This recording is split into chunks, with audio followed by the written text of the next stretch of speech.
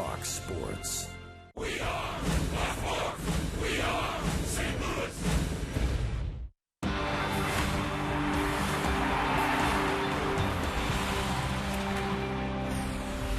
Welcome to St. Louis Cardinal Baseball on Fox Sports Midwest.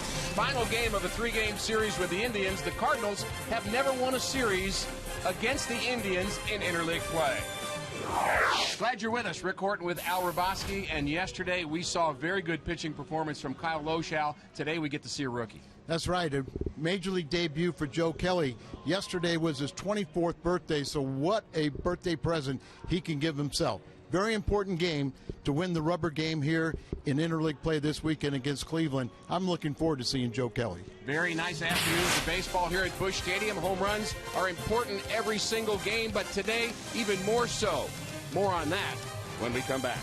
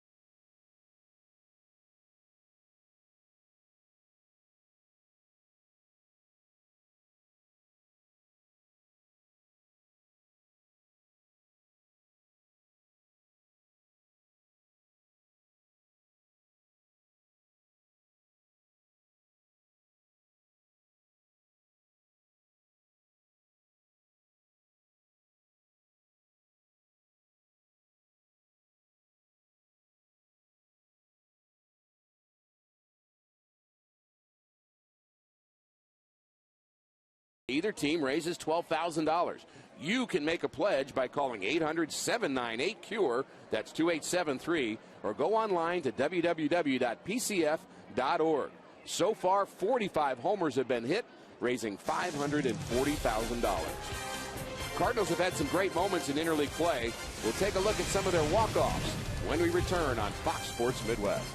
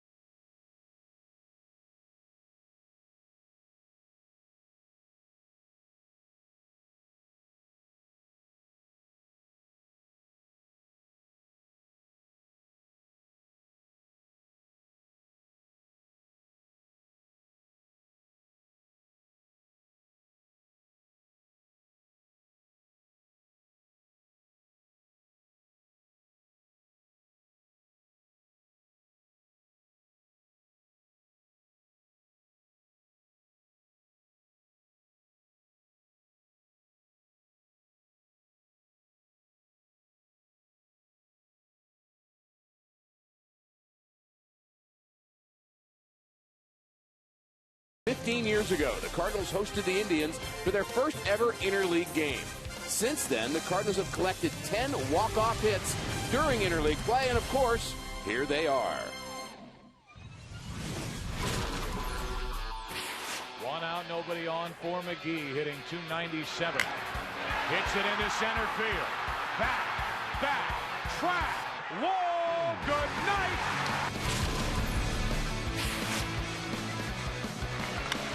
Line drive, base hit, and the Cardinals win. Edgar Renteria delivers in the 14th inning. Tied 2-2 in the 13th. Darren Bragg with the sacrifice bunt. Greg Norton throws it away. Rick Croushore trucking home. Cards win 3-2.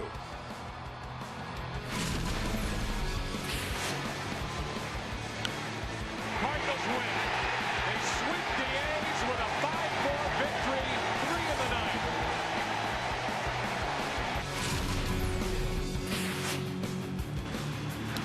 A ground ball hit left side. Peralta charges, throws. Cardinals win it, and the Cardinals win it. The streak is over. And here come the seat cushions. Ryan Ludwig didn't enter the game until the 9th inning, but it was a good thing he did, because in the 14th, his solo blast gave the Cards a 7-6 win over the Royals. In the air, left center field. Will it carry out of here? It is gone! Home run, and the Cardinals win it! Ludwig wins it with a walk-off home run. A day after Ludwig walked off the Rays, Schumacher did the same. His RBI double in the 9th capped the 3-run rally for the 5-4 win.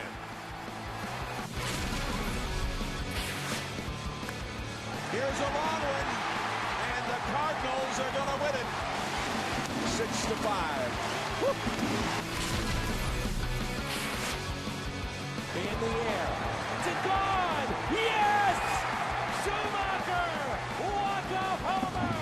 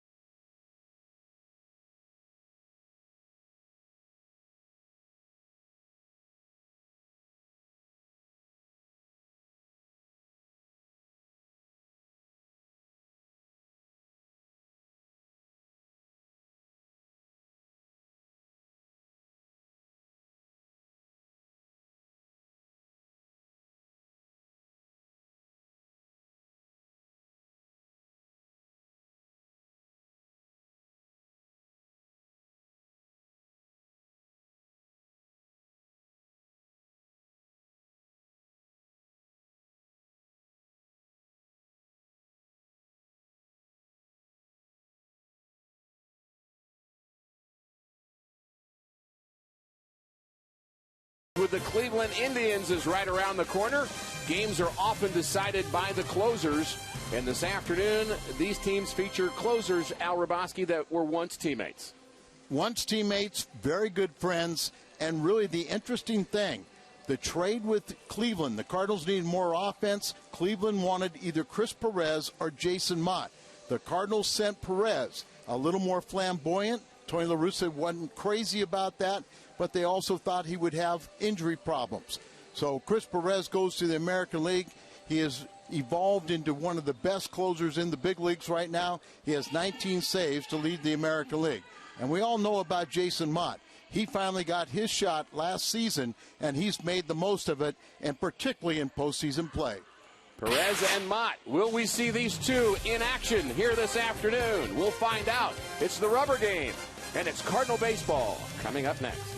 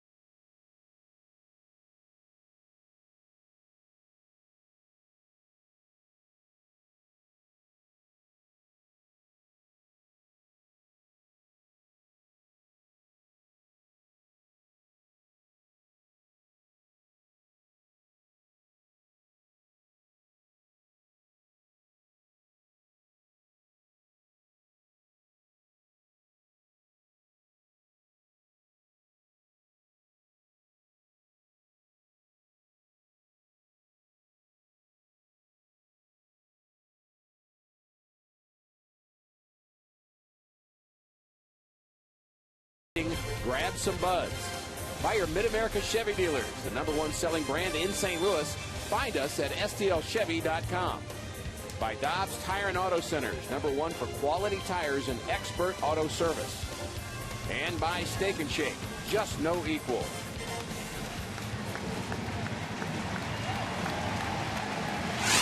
Perfect afternoon for baseball. The Cardinals take the field. Nice crowd on hand for the finale of the series with the Cleveland Indians. And here is the Indians batting order, brought to you by Southwest Air. Shin-Soo Choo leads off. He's been very productive in that spot, as Drupal Cabrera, Jason Kipnis to follow. Santana, Brantley, who is on a 17-game hitting streak. Lopez, Shelley Duncan, the brother of Chris Duncan, son of Dave. Lou Marson's the catcher. Ubaldo Jimenez will pitch. And the major league debut of the right-hander from Anaheim, California, 6'1", 185, Joe Kelly. Very confident in his ability, but more importantly, pitching well. Forget about the one-loss record. Look at the 2.86 ERA. That was leading the Pacific Coast League. Hard thrower, making his major league debut. He has pitched very well. He's going deep into ball games. He earned a win in his last start at Omaha, going to career-high 8 innings. And allowing just 1 run on 7 hits. No walks, a real key too. And there were a lot of pitchers down the minor leagues that maybe you heard more about. Their name were a little more familiar, but Joe Kelly was pitching the best. All about performance, isn't it? Sure is. Derek Lilliquist and Mike Matheny like what they saw out of Joe Kelly in spring training. He certainly made an impression there. And he's a guy that keeps the ball in the ballpark. He only gave up 2 home runs in those 72 innings in AAA, and that'll be important for him. And he's also a guy that throws strikes. Well, I noticed the last couple of years he's gotten, one of the statistics they give you is ground balls, double plays induced. And so you'd have to think that he has a sinking fastball. Couple that with the fact balls don't leave the ballpark. Sounds like a winner. And when a guy throws ground balls, you want a good defense behind you. Craig Chambers and Beltran in the outfield from left to right. For Carl Descalzo up the middle, Matt Adams and David Freese at the corners. Yadier Molina will catch the rookie here this afternoon. Our Dobbs Cardinals defense. And Ricky, one of the reasons why maybe some of the pitchers' numbers at AAA are not that impressive is look at all the guys that we pulled up from Memphis to supplement the Cardinals with the injuries here. So it's not exactly he has a bona fide AAA team behind him. So that one loss record does speak for itself. Beautiful day. There's some clouds here in downtown St. Louis, but the sun is shining. Slight breeze. 86 degrees right now at game time. Perfect. Boy, that looks picture perfect. Almost like a painting with those clouds in the background. Look at that. Perfect That moment. look real. Perfect moment for Joe Kelly, too. Major let's League hope. debut. Beautiful day. Well, he's got to do something with it, doesn't he? And he starts out missing low with a sinker, and there's the kind of sidearm delivery or low arm slot delivery that Kyle Loesch was talking about in our pregame. Kelly comes inside with a fastball, his first major league strike. 1-1 to Shin-Soo Choo. First thing I come up to mind, it looks like he's sneaky fast, and I kind of like that when they drop down the arm angle. It becomes a little deceptive. Throw straight over the top. Hitters see it really nice. There's a couple guys supporting the young man. They say he's very, very confident, not cocky, but borderline. I've heard people say you're borderline too, Al. Well, that, but it's borderline mental health, psychic. That's what they mean? No, that's not. 2-2 is on its way, and he misses down and away, full count. This Indians team walks a lot. They're very patient. It's a pretty good lineup. Well, they don't hit for a high average, but like you said, they will manufacture runs. They actually are playing better on the road. They have a winning record on the road, and they score over 5 runs per road game. Fly ball to left field, and Joe Kelly has recorded his first major league out. I wasn't sure there a minute the way Alan Craig was backpedaling on that ball as it carried a little more than what he thought. Flags looked like it was blown out to right field, and that had a backpedaling left fielder as the ball just kind of carried.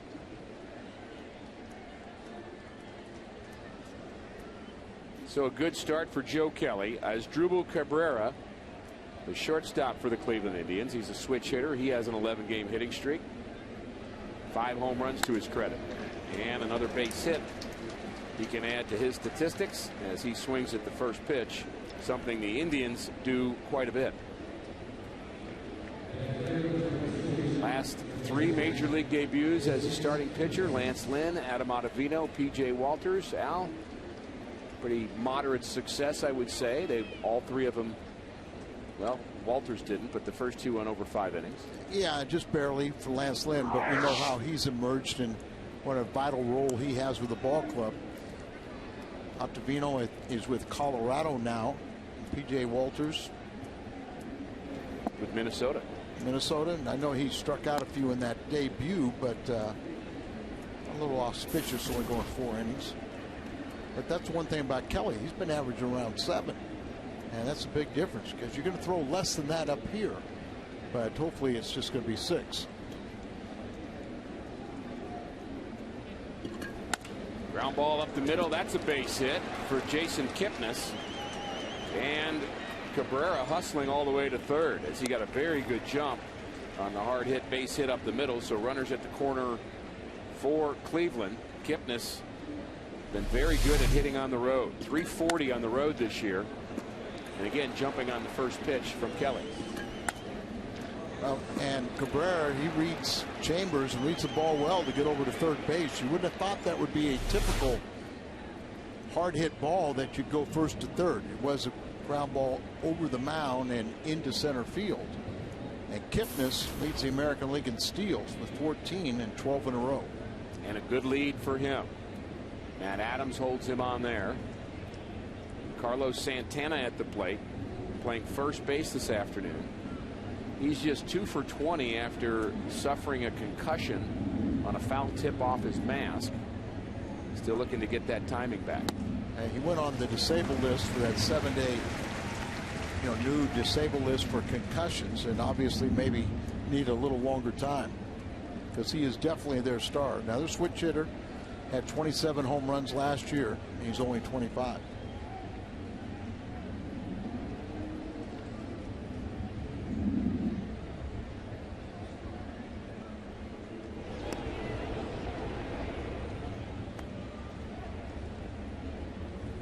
Had a gruesome knee injury in 2010. But last year he played 155 games. It helps that he could play first base to keep his bat in the lineup. Kelly working to Santana. Just underway. Good sinker on the outside corner. 0-2. Might have been a bit outside. Just a bit. Okay, now I understand the puzzled look on Santana's face. Wally Bell, our umpire today, behind the plate. Ground ball needed here, but Joe Kelly will take the strikeout. His first major league strikeout is Carlos Santana. That's a big one. Swings at another pitch, change up, and had him way out in front.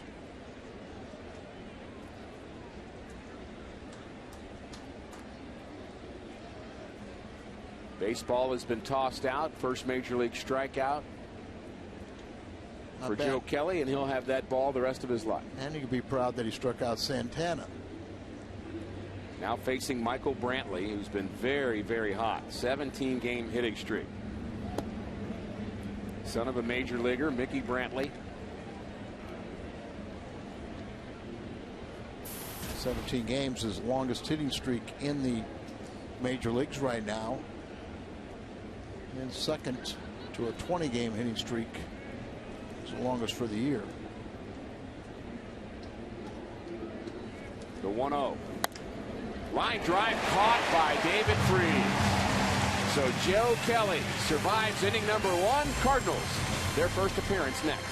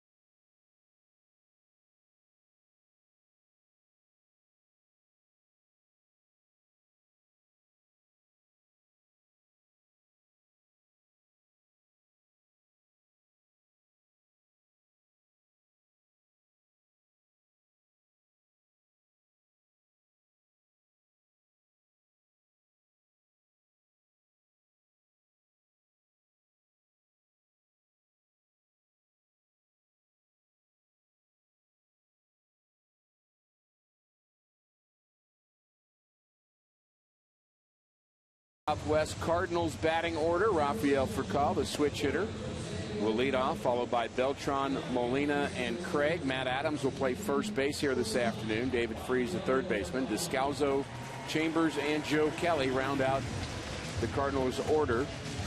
Redbirds are still first in the National League in batting at 276. And we have seen this man before. Ubaldo Jimenez, 6-4 record, and when he's good, Al, he's very, very good, but there are times where he's not. Well, go back to 2010 with Colorado. He was 19-8, ERA of 2.88, third in the Cy Young voting And then last year at the All-Star break, they trade him to Cleveland. And his velocity is down. He lost his confidence. Starting to gain some of that back, but instead of throwing 96, you know, he was about last year about 93. And he has some interesting mechanics too. The way he lays his arm back, almost kind of a two-part delivery. And really, when he was very good in his 2010 season, that's pretty much how he pitched. And because of that delivery was one of the reasons they thought he'd be injury prone, break down, and they traded him off at the All-Star break. His numbers weren't that good with Cleveland. He was not very happy about not being awarded a long-term deal with the Colorado Rockies. Was traded for 4 players, and I think he still has some maybe bad feelings about that. Ground ball to the right side, handled by Santana, and he flips to Jimenez. Out number 1.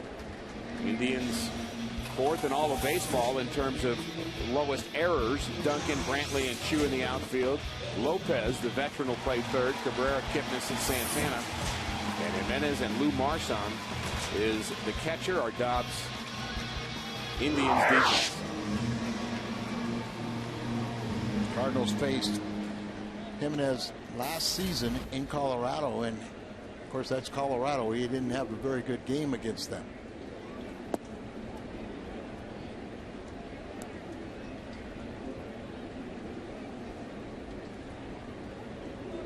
Carlos Beltran.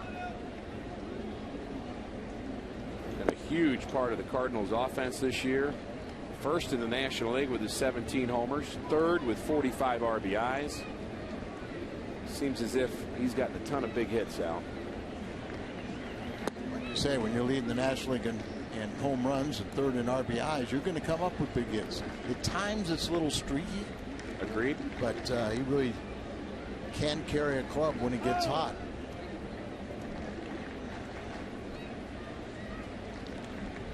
Had a couple big days already as a Redbird.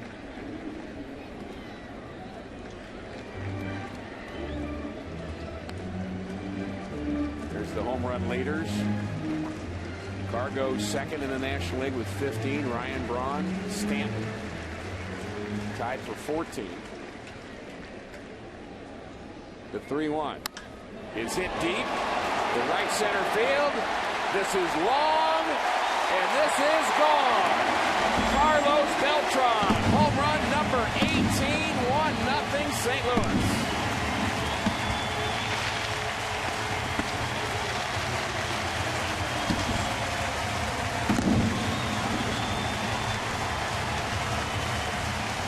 Carlos must love hitting here in St. Louis, as he has been extremely productive with the long ball. How about the new look, the gauntlet, but they get their backs to him. The hands behind their back as they get creative again.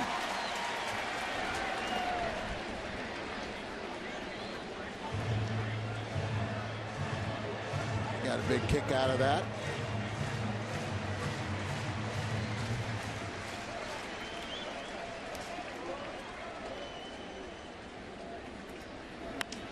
Yadier Molina, fly ball, shallow center. Back goes Kipnis, and makes the play over his shoulder.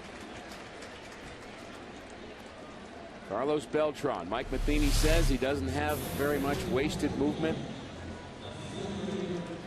Just a short stride. The hands are back. It doesn't, no dip in it. The shoulders, the eyes, everything stays still. The head is still, and that's so important. And he's becoming very comfortable playing here in St. Louis.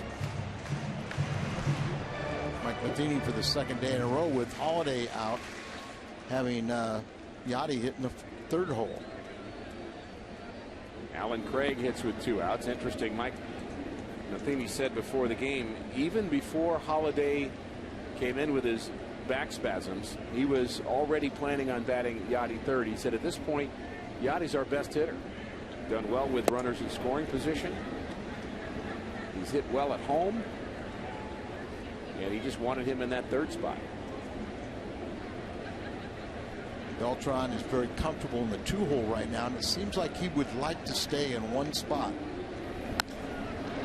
Long fly ball to to right center field. Alan Craig is retired. The Cardinals have homered here in the bottom of the first. With that home run, another $12,000 has been raised to support prostate cancer research. Make your donation. Call 800-798-CURE.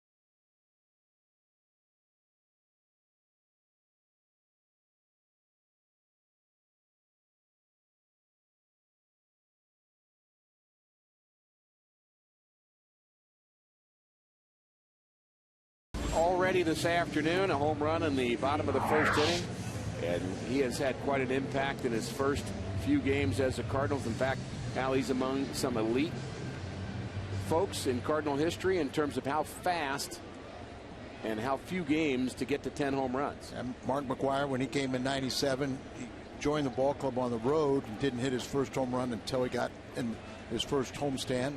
You know, Albert, people don't remember Dick Allen only played 1 year with the Cardinals. The teammate, he ended up, I think, with 30 home runs, but missed the last month of the season due to a shoulder injury. Back then in 1970, 30 home runs would be like 50 today. No doubt. He was strong, and Carlos adds to that list. Reached 10 home runs in 26 games.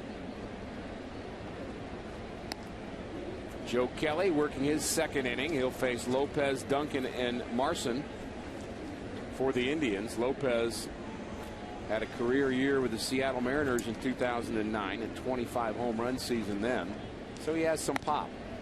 Here's a fly ball to left, long way to go for Craig, but he's going to run it down.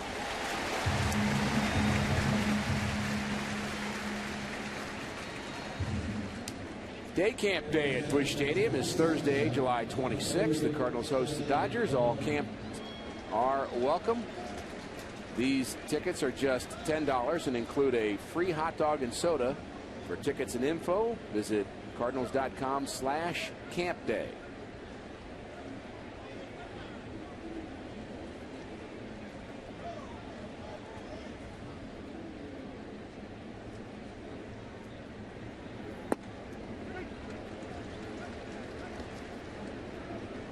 Shift on for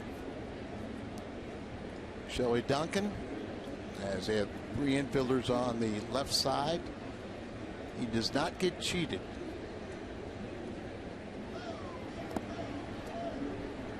Duncan 7 for his last 52. Saw him visiting with his brother Chris. He does fine work for us in Fox Sports Midwest. 0 for 2 against St. Louis. He had pinch hitting appearances in the last 2 games. Chris was a college player when he signed, and brother Chris wanted to go right out of high school, signed with the Cardinals.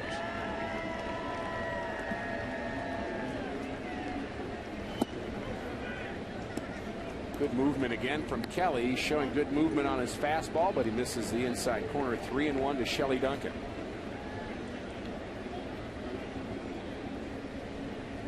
There's Chris up there. So he's nervous. Watch his brother. You know he's nervous. Ground ball foul. Why would you be nervous? It's your brother hit, not you. I always found that it was worse to watch my brother play than it was to watch me play. You can't control it. Well, that's true. It's like watching your kids play.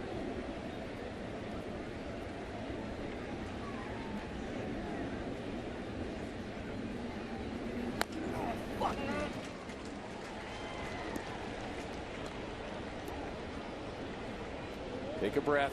Take a breath, Chris. It'll be all right.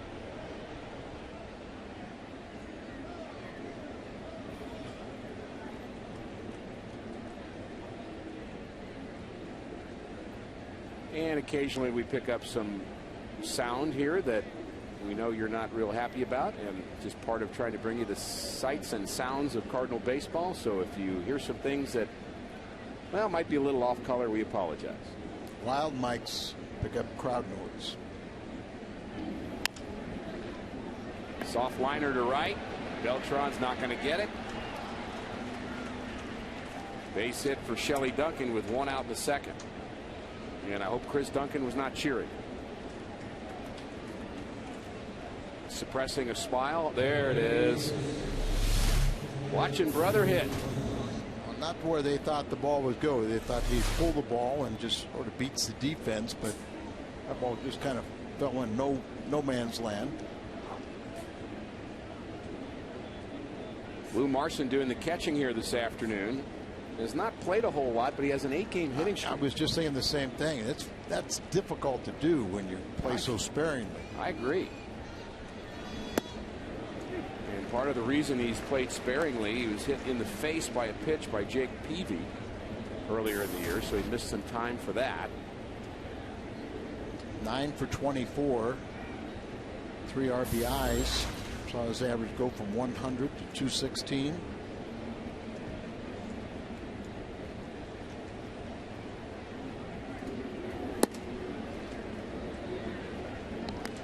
That's not easy to do. Just 9 hits in an 8-game hitting streak. Right. Duncan does have 1 stolen base. I do not think he will test Mr. Molina. That's my guess. 1-1. Watch out. When he's missed Al Kelly, he seems to be missing on the arm side of the plate. And that's kind of a reflection of that delivery that he has, that sometimes the arm will be dragging, doesn't catch up.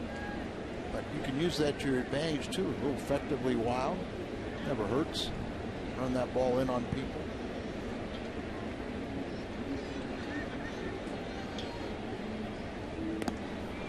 Quick move, quick feet from Kelly, and closer play than you might have thought. Shelley Duncan, when he tried to go back in, it looked like Chris Duncan trying to catch a line drive. It was the belly flop. I'm going to tell him you said that. I'm telling him. Somehow I think he's actually listening to us. Just thought Chris dove way too many times in the outfield. The 2-1. Now 2-2.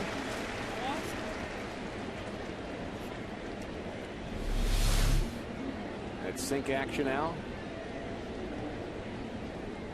93, right down and in. It was always considered a dangerous area, where we used to say that hitter would just drop the head of the bat and just rifle one into the left field corner.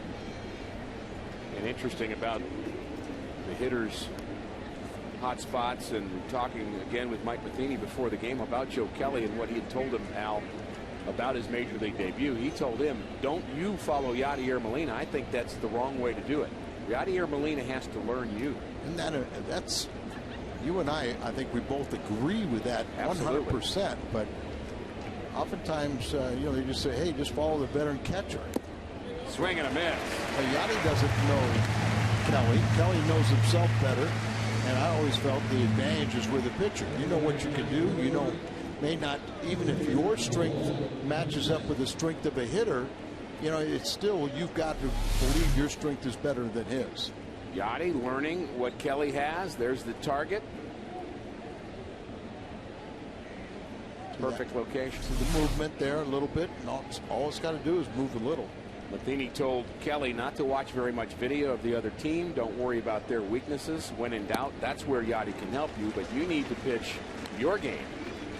That's your best chance of success here this afternoon. It's just being you. So don't buy into that.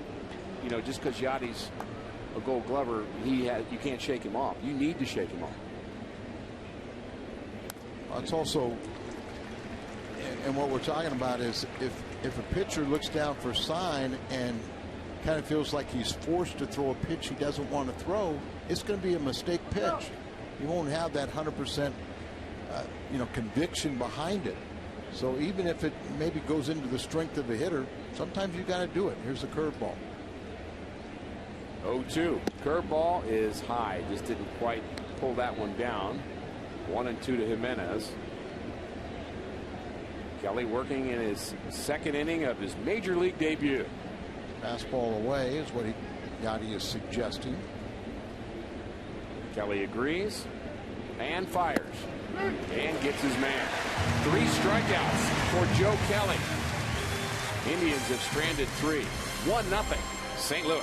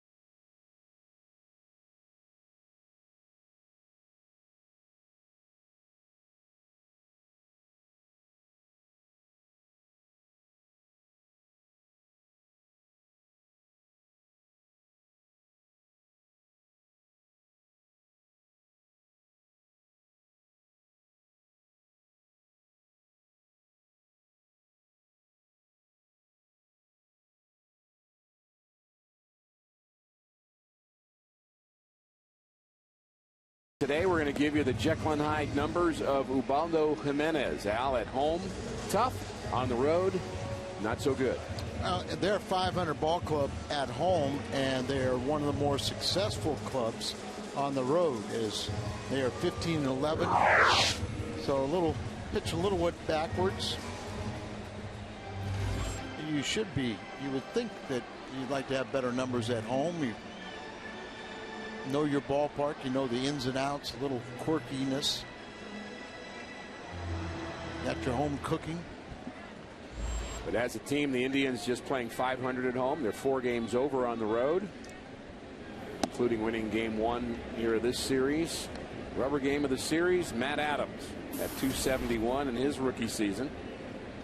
Leads it off in the second. Has shown some power. Friday night got a first pinch hit, as delivered the 2 runs, the only 2 runs on pinch hitting single. He's learning at the big league level, and there's been some games he's gotten worked over, and other times you see why he is so impressive.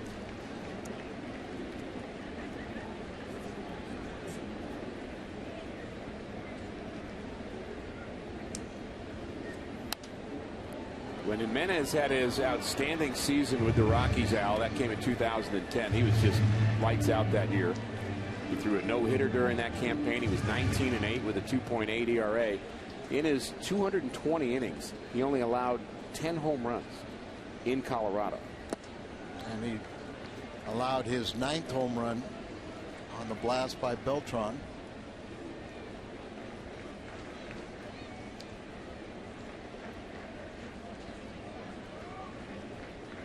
Payoff pitch. Fouled back. Good swing there by Matt Adams. Does have 2 home runs and 10 RBIs.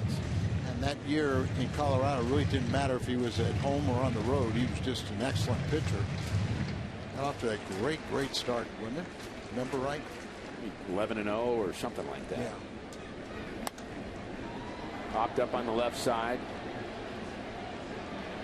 Trouble with the sun. The shortstop has to call everybody off. Cabrera makes the play, out number 1. Looking back on that 2010 season, the last time that Jimenez was actually here at this ballpark, Al, he was unhittable. Yeah, he just mowed down Cardinals, got him to swing at pitches that are borderline or out of the strike zone, and 10 strikeouts, 8 shutout innings, very few hits. He had good command. Good Jimenez, numbers here. Yeah, Jimenez was 15-1 at the All-Star break that year. That's the numbers. And he was 18-3 by the end of July. And he ended up 18-8 with a 288. So his last few games, they maybe got a little concerned about him. That was 2010. Last year, he was 4-4 ERA at 5 in his first 11 starts, and then traded at the deadline to Cleveland.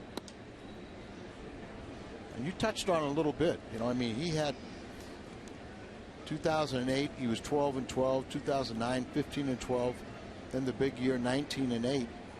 Saw a lot of his teammates get big contracts, but I think they were worried about his delivery, the fact that he would break down, so they kept on postponing it. He got a little too vocal, and they dealt it. Big trade for Cleveland, but you know, they hasn't been that same pitcher. Good pitch on the outside corner, just gets that outside black. First strikeout is David Freese. Follow Fox Sports Midwest coverage of the Cardinals with MLB.com at Bat 12 for your iPhone, iPad, Android, BlackBerry, and Windows Mobile. Get live audio, pitch tracking, video highlights, and more. Text at Bat to 31826 or visit Cardinals.com for details. In fact, Jimenez, Al, had some issues. Actually had a beanball incident with Troy Tulowitzki in spring training, and a lot of words went back and forth, and many think that that was a part of that issue of Tulowitzki getting a contract and Jimenez not getting one. Remember that now that you talk about it. And you think you're going to have just a nice, quiet, friendly spring training game, and turns into a fight. 0-2 the count to Descalzo, playing second base this afternoon. He's at 229. He's ready, and he fouls it back. Good swing at an 0-2 pitch. Probably too good a pitch from Jimenez's point of view. But he has that ability too, that even if he has bad location, he has enough stuff on it that can't center it. Coming inside, missing right out over the plate again. Another poor location for Jimenez. 0-2, he's trying to hit a corner here, Al. Well, it looks like they want it in, and you can see the catcher's glove go over to the middle of the plate. Fouled off, whereas Scalzo couldn't do much with it.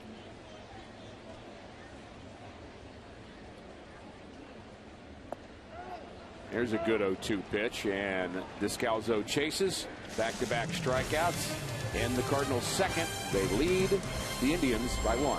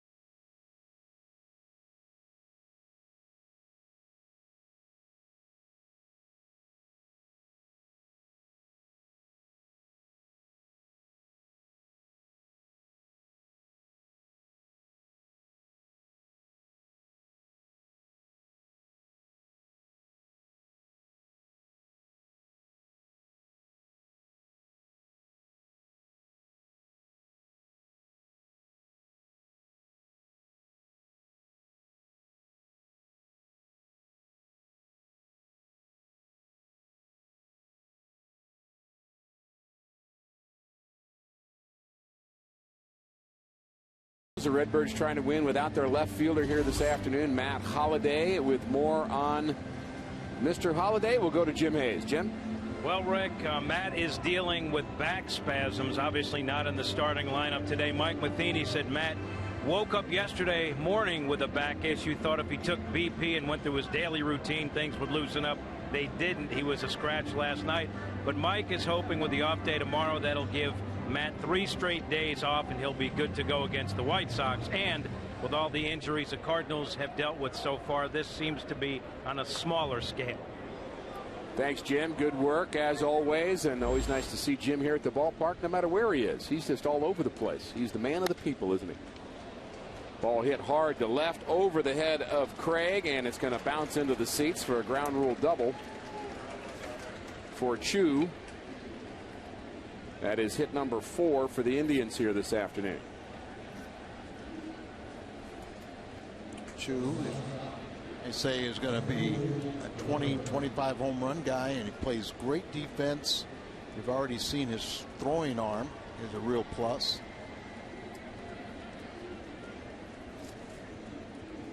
As Drubo Cabrera had a base hit in the first, that extended his hitting streak to 12 straight games. Cabrera, a real power hitter. He had 25 home runs last year and a magician in the field.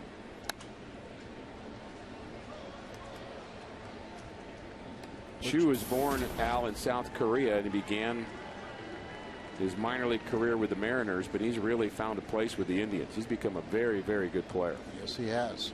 Now they got Grady Sizemore, who was like their teen idol, but he's just been besieged by injuries. We talk about the Cardinal injuries, but Sizemore and Hafner, really the middle of their lineup, both of them out, back surgery and knee surgery. Yeah. Hafner just recently had the knee surgery.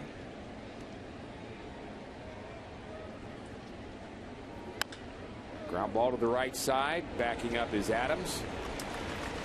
Making sure he gets the right hop to retire Cabrera. Chu advances to third. Cabrera does his job.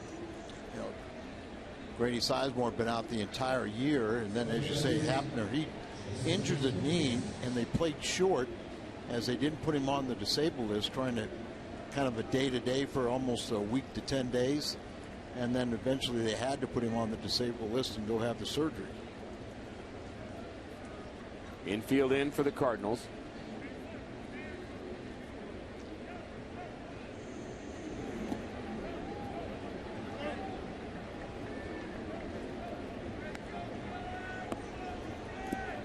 Always good to see when a player is congratulated, Al, for doing his job. It's a little ground ball to the right side. It seems like not a big deal, but what it does, it forces the infield in, moves the runner into scoring position at third, gives Kipnis a big RBI chance. Instead of just sacrificing somebody over, you have the confidence to let a guy swing away, and at the very least you accomplish that. So a productive out, sending the runner to third. And when you play the infield in, you just open up that many more hitting lanes. It has to be hit right at a fielder.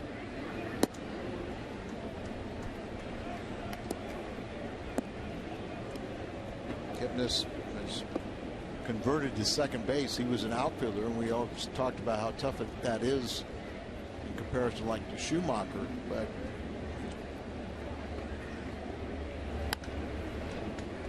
very talented young man that they want to keep that bat in there.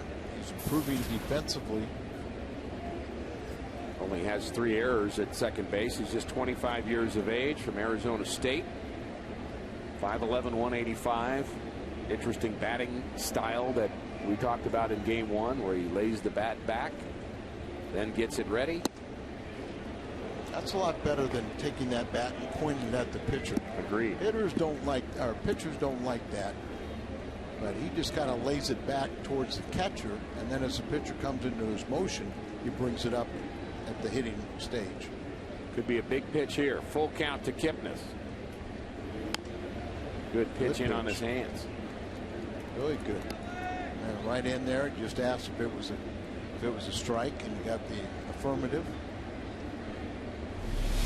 They want to get their hands and want the ball out over the plate so they can hit it off the end of the bat. Nobody likes to hit a ball off their knuckles.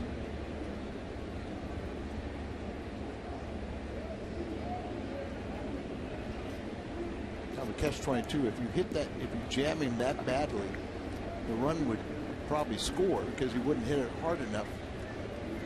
But it's still, you worry about that later. That's a good pitch. Like the pop-up or the strikeout here. Setting up in.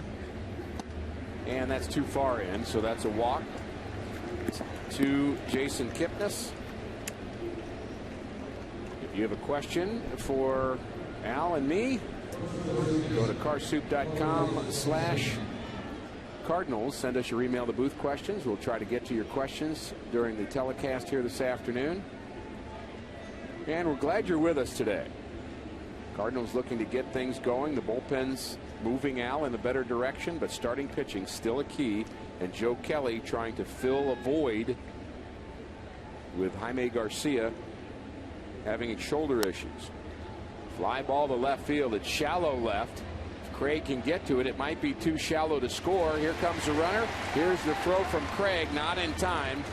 A sacrifice fly for Carlos Santana, and this game is tied at 1. All you have to do is hit about a 300-foot fly ball. That was less than that. And Alan Craig really doesn't have the strongest throwing arm. And he's kind of dealing with that corner of the stands. But you can see right there, takes a crow hop, goes in there, and just really just got it over the third base bag. So not a strong throw, but did everything in preparation for it. Just doesn't have the arm strength. Not a lot of room down those corners. And now we talked recently about how in the old days outfielders would have to make the decision whether or not to catch the foul ball or not if it was going to result in a sacrifice fly, and try to judge that distance, how far am I away from home to be able to throw somebody out. And really no distance, no room down the lines in most major league fields. No, in an effort to get the fans close to the field, and they take away that 15, 20 more feet of foul territory. And as you said, really the rule of thumb, and that was a fair ball, by the way. It was. But most of the time, you catch that ball unless it's going to be, a win. And if you catch it and you don't throw the guy out, the other team wins. But all other times you catch the ball. That's how I always voted. Outs. Get those outs. Interesting that Kipnis did not go to second base on that ball. What was he doing? Good question. Foul ball out of play over the Indians dugout. Michael Brantley lined out to David Freese in the first. 17-game hitting streak on the line. Part of a young nucleus of talent here with the Cleveland Indians. Manny Acta got some votes last year for Manager of the Year in the American League. They finished fairly well. People might think they might have overachieved last season. Won 80 games. They did trail Detroit by 15. Line drive to left. In comes Craig on the move, and he makes the play. So Brantley is retired. The Indians have tied it.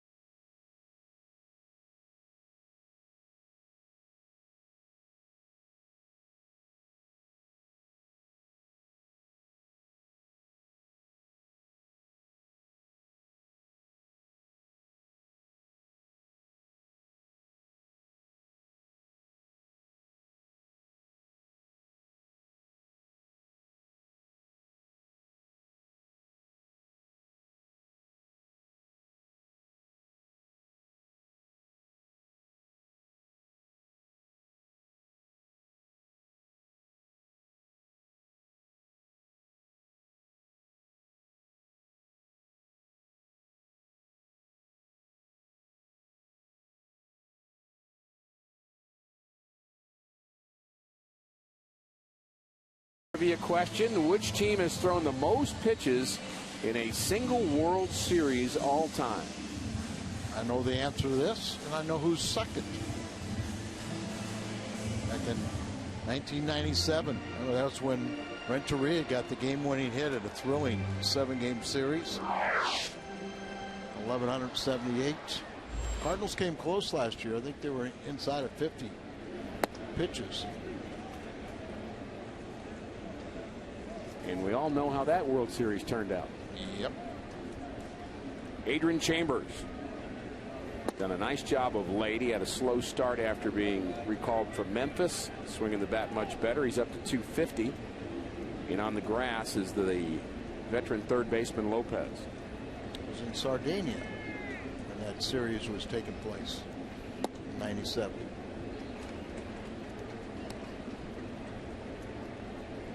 And what were you doing there? I actually had a phenomenal experience. 4 of us ex-Major League Baseball players went to Germany, went several bases. Line drive to center. Out number 1. And we went to Bosnia, took a C-130 into Bosnia, went to Tent City and Tuzla, Hungary, where everybody being processed in and out of the Bosnian War was, and then got turned over to the Navy, went to Italy, Sardinia, Sicily, rode to Spain. Just a phenomenal trip. Kelly was a pretty good hitter in college and also in the minor leagues, so see what he has here. Batting with 1 out. Game tied at 1. The Cardinals with just 1 hit, but was a big one. Carlos Beltran homered in the first. And as every time, Al, that when a player's making his debut, you think about his family, his coaches, his friends. Big celebration for all the friends of Joe Kelly. His father Joseph was a wide receiver at Vanderbilt and signed a free agent contract with the San Diego Chargers. Even his distant relative, the notorious gangster George Machine Gun Kelly, is looking down or looking up. I'd probably be looking up. No judgment. I didn't know the heart of Machine Gun Kelly. I know a little bit about him, but Joe Kelly actually related to him. Yeah, I would think that since he's a gangster and used a machine gun, that I got his profile down, Rick. Oh boy. 2-2 the count to Joe Kelly. Hanging breaking pitch, and Jimenez has hung a few. Kelly hit 273 last year at Springfield. He went to school at University California system at Riverside and was the career save leader there. And he strikes out in his major league at bat number 1. Kelly was a teammate there at Riverside with Cardinal reliever Mark Zepchinski. Yeah, I saw that. Cardinals baseball on Fox Sports Midwest is brought to you by MyKiaSt.Louis.com. And right now, Jack in the Box. You can try the new Chipotle Chicken Club Combo for just $4.99 plus tax. Kelly turned 24 yesterday.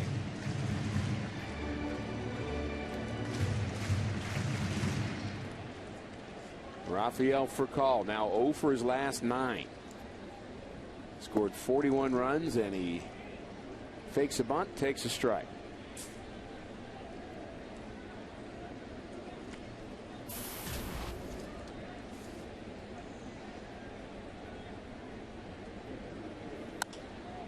And a little bloop to shallow left. This might die, but Shelley Duncan on the move, makes the play. 3 up, 3 down. We go to the 4th.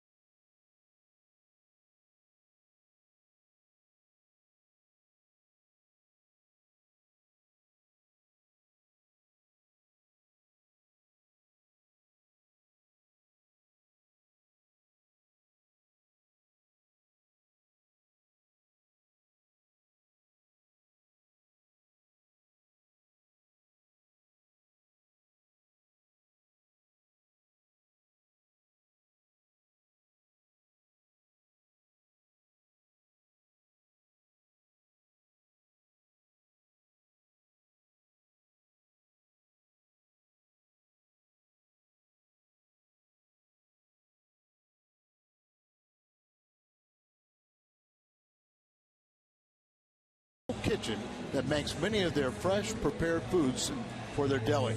It's a USDA facility with USDA inspectors on site every day. A lot of food preparation facilities get inspected maybe once a year, but Schnucks holds himself to a higher standard. And they don't add preservatives to extend the life of foods made in their kitchen. So all you get is fresh, delicious chicken salad, or the broccoli raisin salad, twice baked potatoes, or just the other day I got some of the chicken tenders. A lot of those are prepared right on the spot to keep them fresh, so you don't have to worry about the quality. Thanks to Schnucks and their USDA kitchen, that is the Schnucks difference. 1-1 at Busch Stadium. The Cleveland Indians and the Cardinals hooked up here this afternoon. Final game of the three-game series. It's interleague time for the Cardinals.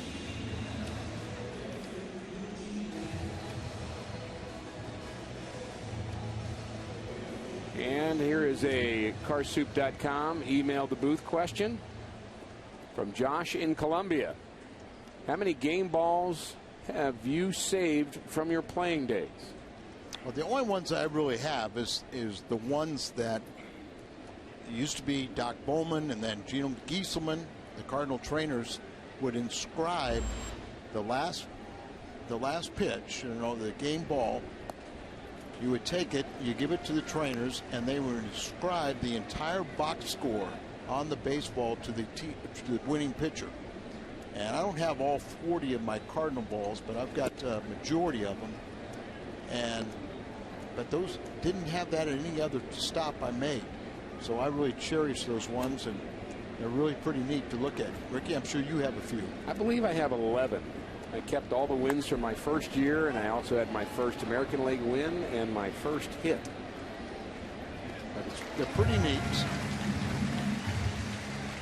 And they give you an idea of where we saw Joe Kelly's first strikeout. So they will give it to this gentleman here. He's kind of dusted off. What they have right now is they are authenticating that ball. And, I mean, it's just amazing. So whether they give that one to Joe or not, it looked like that was one of the authenticators. That's the problem with one of my 11. Yeah, see, look at. I didn't have this process, Al. I had my first American League win. I threw it in a bag with a bunch of other baseballs, and I was like, oh, which one was it? And I just took out the one that I thought looked the most used recently, and that's the one. So I don't really know. Yeah. My very first win was I pitched the 16th and 17th innings in a game in Chicago, and obviously that was pre-lights. So that was a pretty large inscription all the way across there, that box score. See, they're authenticating that this is a game-used baseball. And it's for sale, folks. Capitalism. Gotta love it. I do. 3-1 now to Shelley Duncan. I see it retained. Got a single in the second. Cardinals play him to pull. You mentioned that on the infield. Fairly straight up in the outfield. The bigger gap is in right center. The 3-1. Pulled foul. And you can see why they play him to pull. Well, just like Chris, they don't get cheated. The Duncan boys like to swing the bat.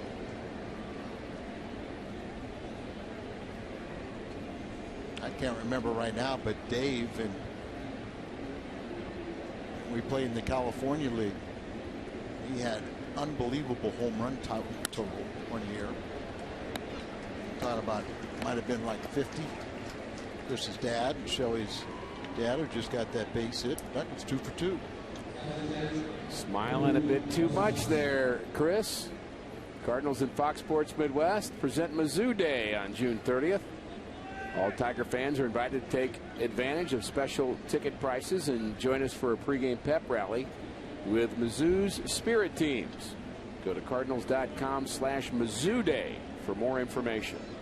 I talked to Chris before the game, and obviously he was hopeful that his dad would, or excuse me, that his older brother would good game, but he definitely wanted the Cardinals to win. So back off him. Okay, I will. I'm still telling him what you said about him earlier.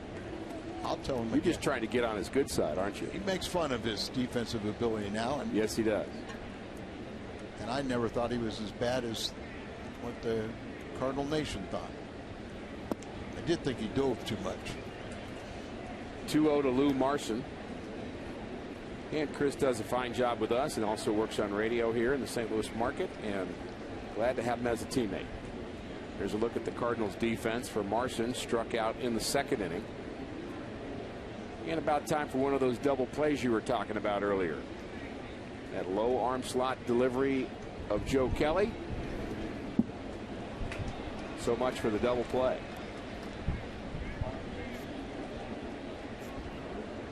And I understand Jim Hayes, who's with us, has a little bit more information on Mr. Duncan. Jim? Well, you guys were talking about Chris's sense of humor about his defense. When his brother just made that nice defensive play, he popped up and said, I taught him that.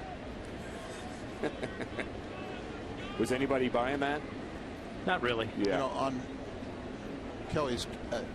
Shelley's catch there, I wonder if he used his glove. As Just opposed used his to midsection and trapped it.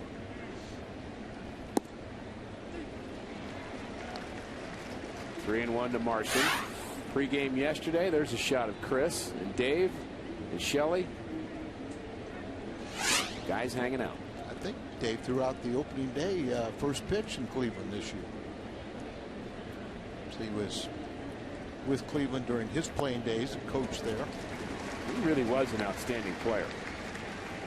Think about Dave so much and what he's brought to this game as a coach and his longevity and the number of careers he's resurrected and players that he's helped develop. But as a player, he was very, very good. Full count. Kelly's ready and the pitch. Grounded to the left side. Freeze is going to have to hurry. He does, and he gets Marson. Duncan advances to third.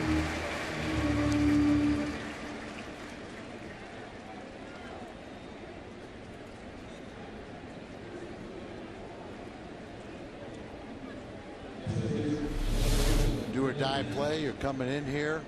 They'd have time to put it in his glove and make the exchange on the run.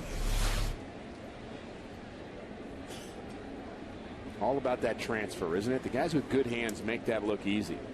Glove to hand, glove to hand. You have to get the right grip so the ball won't sail. David's been very solid at third. Cardinals defense out for the most part has not been an issue this year. But in a few games it has shown up of late. Friday night, an example where they made 3 errors.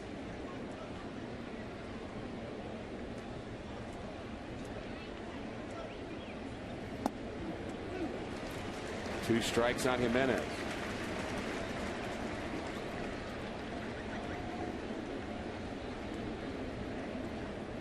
Respect him because he's in the big leagues, but you should be able to control him and keep that runner from scoring. Finish him off. And he does. That catches the outside corner. When we come back, it'll be Carlos Beltran to lead it off. He has supplied the Cardinals offense so far. A long home run in the first. 1-1 is our score.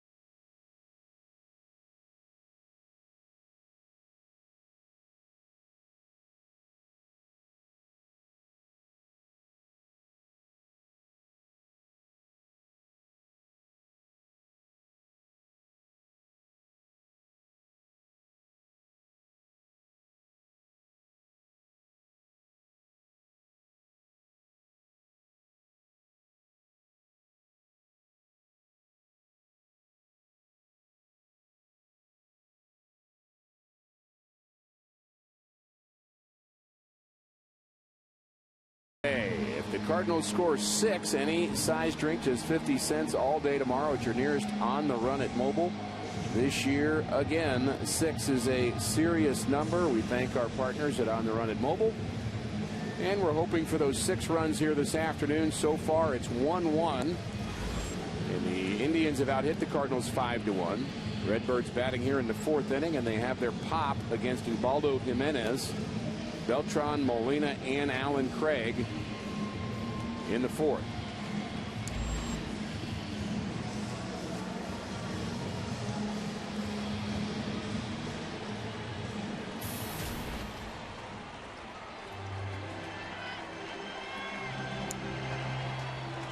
Beltran at his 18th of the season and drove in his 46th run with 1 swing of the bat against Jimenez. Batting here in the 4th. Makes a fastball low. He is now 3 for 9 with 2 home runs from facing Jimenez.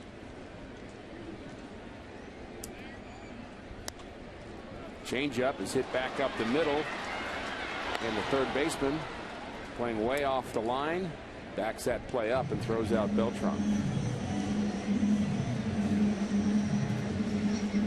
All the shifting going on in baseball out creates some kind of new angles.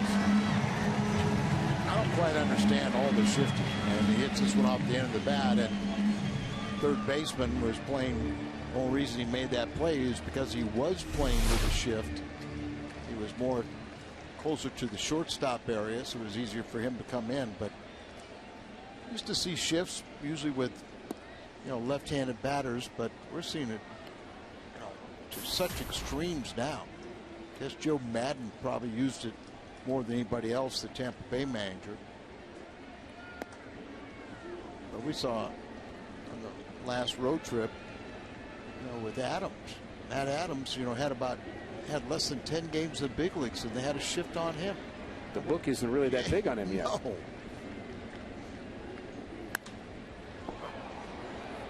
Information does travel quickly now.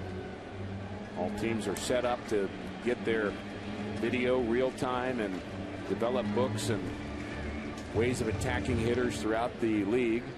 Used to be that you'd rely on advanced scouts. They would send a report, watch a team for a week, send you a report, and you'd read it, and information would be about a month old.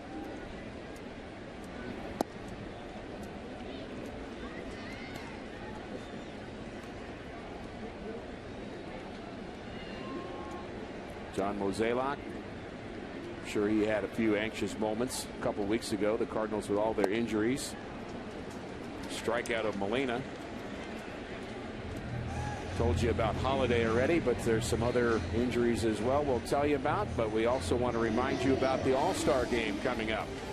We don't want you to miss the biggest event of the summer as baseball's greatest stars battle for home field advantage in the Fall Classic. Road to the World Series begins with the 2012 MLB All-Star Game. It'll be Tuesday, July 10th at 6:30 on Fox. All the stars will be there.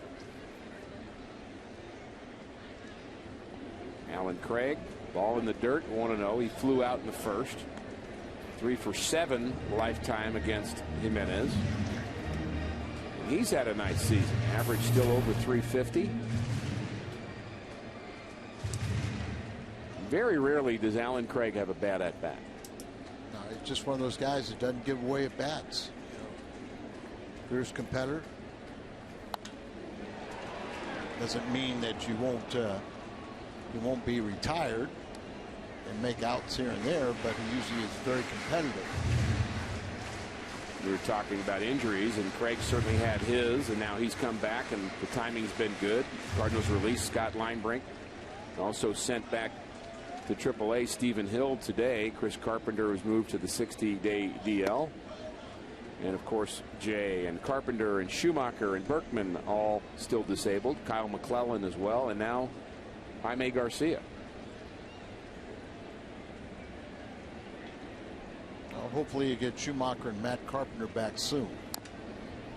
And that's kind of what we've talked about with all the injuries up here. Memphis, the AAA affiliate, has been they're in flux there. They've had to have so many players, and And so some of these pitchers really aren't getting a good shot or having a lot of really true major league talent behind them. And the Cardinals this year kind of resisted going out and signing a lot of 6-year minor league free agents to make room for some of their young talent. Strikeout number 5 for Jimenez.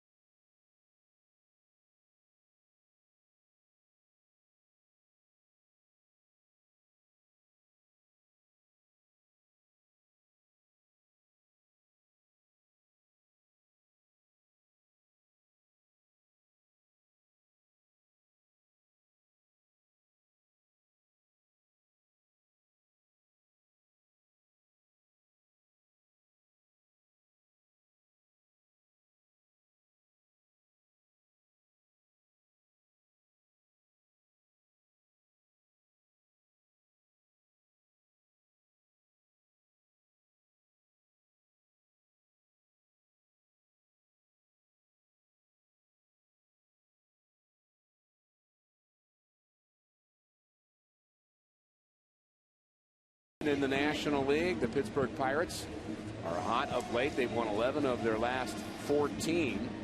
Cincinnati Reds, behind Joey Votto in his 15-game hitting streak, they continue to go in a positive direction. And the Chicago Cubs, a different story. They've lost 20 of their last 24 games. Rally Squirrel t-shirts on hand. 1-1, top of the 5th inning. Perfect day at the ballpark. Joe Kelly making his major league debut. So far, so good. Don't worry about the run support. Just do your job and hang in there as long as you can.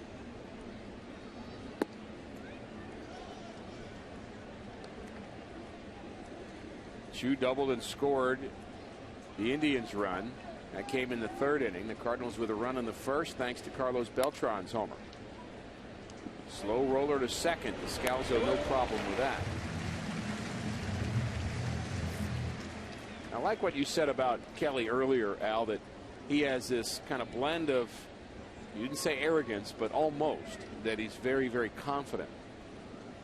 And there's a fine line there. Yeah, and you want people to be confident. You want them to trust their ability and feel like you belong up here. And it always seemed like, especially from California kids, that there's somewhat of that anyway. Is you got to worry about a little time the cockiness of a California kid. Sometimes they have to get knocked down a peg or two to realize that, hey, you aren't that good yet. Not that you can't be, but, and you don't see that quite from Kelly. You know, but you always find that, you know, the ball club. Well, you were a California kid. Yeah, I was, but had to fight that tag. But it's true somewhat. Well, in baseball especially, you're talking about the players that have played against the USCs and the UCLAs, and the sense that, you know, there's much more baseball played at the high school and collegiate level out in California, and there's a sense that that's kind of a hotbed of talent, and really it is. Rightfully so. And like during the draft night, I heard some of the experts saying something that I never heard before, but it does make a little sense, that talking about some of the northeastern pitchers. Nice play by Adams to Kelly. Nicely done. Matt Adams lays out to his right and makes a fine play. Make Jose Oquendo happy, but you know the northeastern pitchers, you know they have such a short playing surface season that they don't get overexposed. And there you see Adams to Kelly, nice play right there. Earlier we're trying to get him to expand his range and not be afraid of going more to his right. So a good student, and showed you why Jose Oquendo wanted him to do that. And he's one of those Northeast players from Pennsylvania. Matt Adams. Or Indiana. No, he went to Slippery Rock, would be your Pennsylvania tie. Long hit into the left center field gap. Craig tries to run it down and can't come up with it. The 2-out double for Kipnis. He's now 2 for 2 with a walk. Well, he is from Phillipsburg, Pennsylvania. You're right. Lance Lynn, I know, is from there, but I was thinking somebody else. Little breaking ball, kept his weight back, slice it off his bat, going to go into the corner. Good thing he didn't do that the last time when he walked with the runner at third. Santana had a sacrifice fly in that third inning to account for the lone Indians run. That was RBI number 27 for him. And a chance to add on here for Cleveland in the fifth.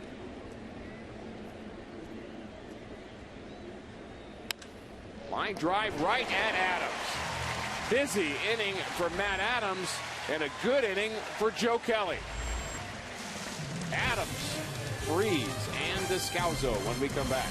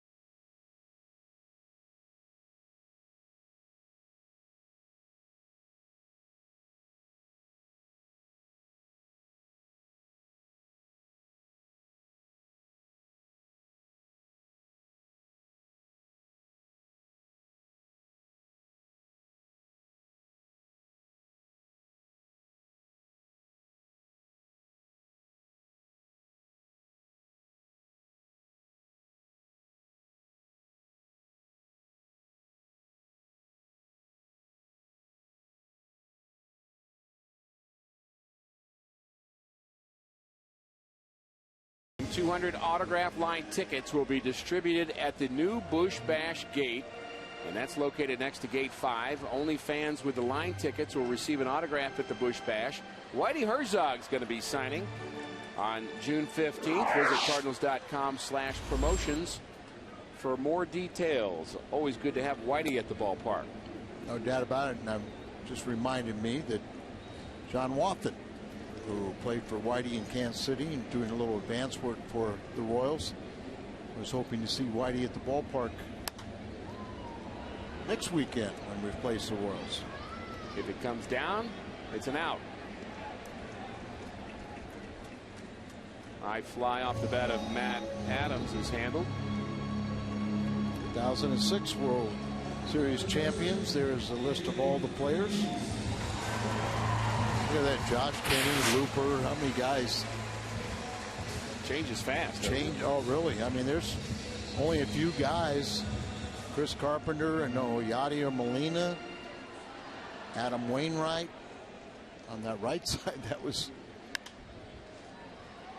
so few of them. I think there's about 6.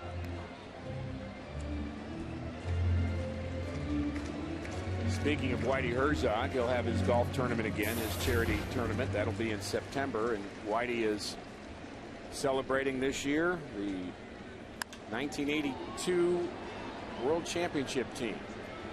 30-year anniversary of that. You know, one of Whitey's teams, maybe one of his best teams, was the 87 team, which is also an anniversary year, 25 years from that 87 club that lost to the Minnesota Twins in the World Series. Really an outstanding team that had to deal with a lot of injuries. Maybe one of the best teams of the 80s. But really, you don't get a lot of conversation about the 87 team. 85, yes. 82, yes, but not 87. And, you know, you really think about how they went 85 and 87. They went into those playoffs really kind of banged up, and wasn't quite the same team that he had the regular season. And of course, 87, that was the home team won every game. Unfortunately, the Twins had home field advantage and just a uneven playing field, having to play in that horrible Metrodome. Wasn't a lot of fun, especially losing all those games. Freeze grounds out. And of course, you know, they cheated back then. So I'm told. The air conditioning, they turned on the blowers when they were hitting so the ball would blow out, and stop it when the Cardinals are hitting so the ball would just die. I've heard that story. You think there's any truth to it? I'm not sure. All I know is it was loud. I think anything's possible. It wouldn't be the first time that's ever. No, I'm sure of that. There's a little gamesmanship going on. Strike one to Descalso. He struck out in the second.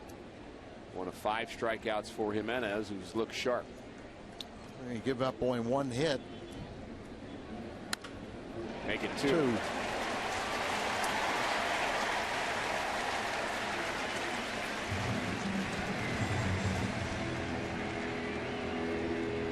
What's on tap? Brought to you as always by Budweiser, our good friends there. Tuesday, the White Sox are here. Quintana and Lance Lynn. Lynn will be looking for victory number 10. Coverage begins at 6:30 on Fox Sports Midwest. We'll be broadcasting from the Champions Club on Wednesday. And Jay Randolph will make a special appearance with us. Looking forward to that. White Sox and then the Kansas City Royals to round out this homestand.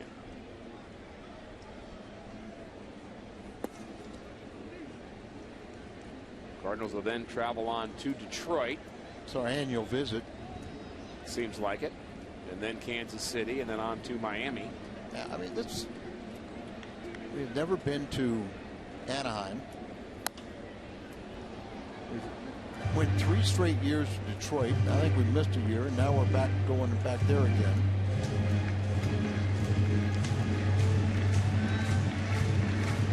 And it's one more reason to add to the list of Al Hrabosky's favorite things about interleague play.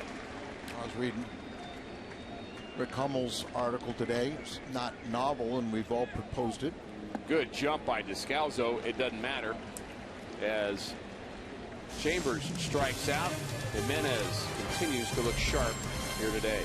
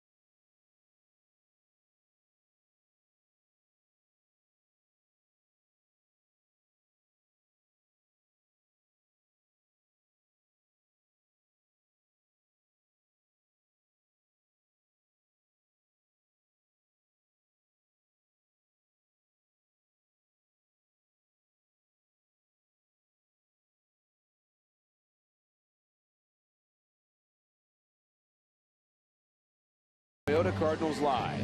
We are going to crown a winner in the old school baseball card tournament. Mike Aldretti will face Mitchell Boggs. Always fun to watch Mitchell Boggs try to pronounce players' names from the 80s. He gets about half of them right. You can find out the winner on Cardinals Live Tuesday at 6:30 on Fox Sports Midwest. Mike Aldretti, the bench coach, and that is a very important role on a team. The bench coach will do a lot to keep the manager's mind intact with all of the ins and outs and the extra players and the double switches, and Mike Aldretti is doing that job for Mike Matheny, and very coveted baseball mind. Well, and it's really important for Mike Matheny, who is managing for the first time at any level. And we all know Mike is very smart, intelligent, very alert, and doesn't miss a beat. But it's nice to have another set of eyes and even ears just to bounce things off of Mike Aldretti. And it looks like Mike's son probably will sign with the Cardinals. He's already spent 4 years in college, just one semester away, and so he can get his college paid for by the Cardinals and get out there and start making a living and see if he can make it to the big leagues like his dad. And the Mike you mean there is Mike Aldretti. Right. Mike Matheny's son probably will go to college. He too is drafted. Base hit to right for Brantley. Now 18 straight games for him. And Marte just begun warming up. Hopefully not needed. Kelly has allowed 7 hits. They have stranded 6 runners, and I thought it was really important that in the one inning they did score. It was had the double, a leadoff double, and it was a sac fly. That wasn't like it was multiple hits in that inning. Minimized the damage, didn't he?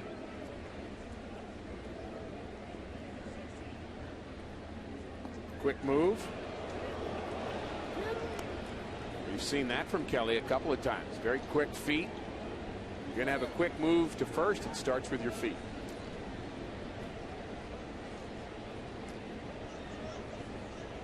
The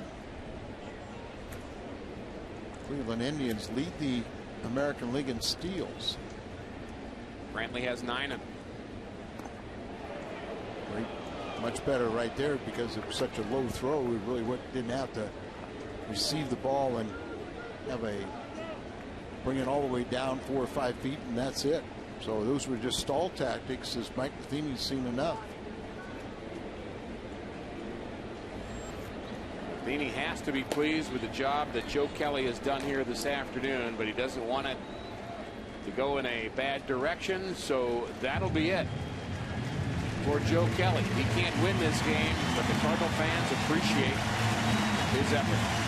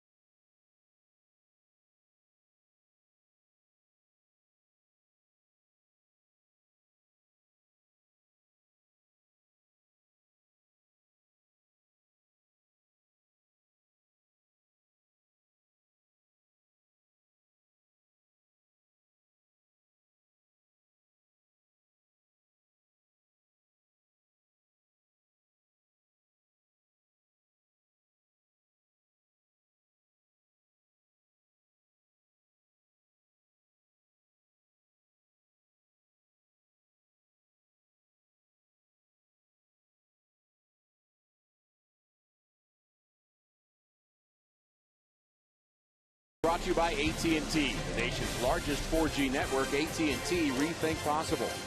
Find a helpful servicing Steel dealer near you. Visit steeldealers.com. Joe Kelly is done for the day. 5+ innings, 1 walk, 4 strikeouts. Gave up 7 hits in his 79 pitches. I think a couple things come into play right here. He is responsible for the runner at first base. 79 pitches doesn't mean anything. I like the 1 walk there. And obviously, when you're making your major league debut, you have expanded so much energy worrying about it, thinking about it, doing these things. And Marte, with an off day tomorrow, Marte has not pitched since June 6th. So he needs a little bit of work, and you keep this a positive outing for Kelly. There's a fly ball to left. First ball hitting is Jose Lopez. Greg retires him. 1 pitch, 1 out for Marte. And you can also blame Kyle Lohse a bit, because Kyle Lohse was so good yesterday. Cardinals bullpen is fresh today. True. And there are times on that road trip where everyone was looking for a breather, as Cardinal starters didn't go deep into a game. But the off day tomorrow, I think, has a little bit to do with this decision. But yeah, I know I made 1 start in the big leagues, and it was my 3rd major league appearance and my lone start. But I remember I never felt like I was worn out before he even started. I just kept on thinking about it, worrying about it. Makes me think of Jeff Lottie when the Cardinals got him from the Cincinnati Reds. Whitey Herzog said this guy's expelled so much energy in the 8 hours up to the game. He's worn out by the time the first pitch is thrown, so I'm going to make a reliever out of it. And it was a good move. He became a very good reliever. And you know how I met Jeff Lottie? Is that how you met Jeff Lottie? No, I mean, I met Jeff Lottie doing the game, and when he got called up, you know, I had been a few days off or something like that. So the first time I meet him, a bunch of guys in the hotel elevator, and he got so excited he threw up on my shoe. So I've never forgotten Jeff Lottie. I thought you were going to tell that story. I have left heard out that. a few bits. It's still pretty funny. Well, I didn't think it was so funny. Sorry I wasn't there for that one. Fortunately, I was, or my shoe was. Nice to meet you.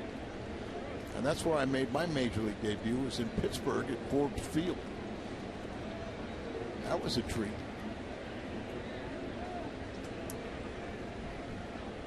One the count to Shelley Duncan. Brantley the runner at first. Good pitch.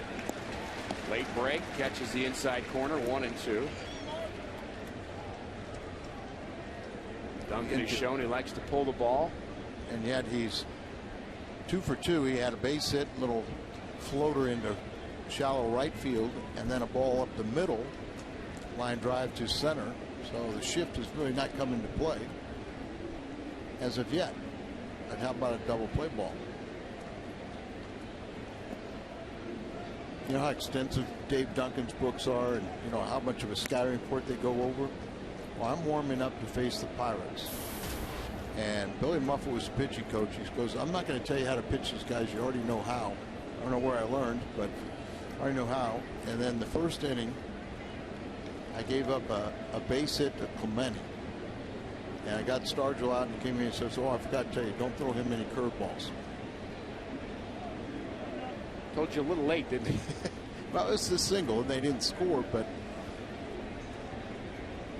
and later, next time up, threw a fastball down away to Clemente. He hit a nice little ground ball to second. Third time up, 6 inches outside, he threw his bat at and hit a double down right field. One of the game's greats. Forbes Field was so big in center field that they would take the batting cage, just turn it around, and leave it in the playing surface in center field. It was like 450 something.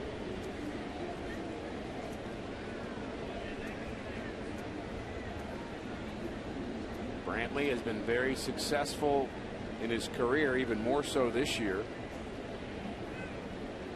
9 for 13 in stolen bases. Draws another throw. Close ball game. We highlighted both teams' closers in our open. Chris Perez, former Cardinal, has 19 saves for the Indians. Jason Mott, 11 for the Cardinals. We may see those two guys, former teammates in the minor leagues and the big leagues, going at it. Kind of looks like we will see possibly both of them be pitchers of record. Off-speed pitch, swing and a miss. Duncan strikes out.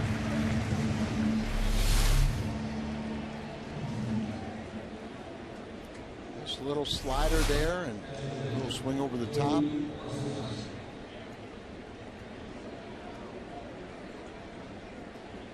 Lou Marson 0 for 2.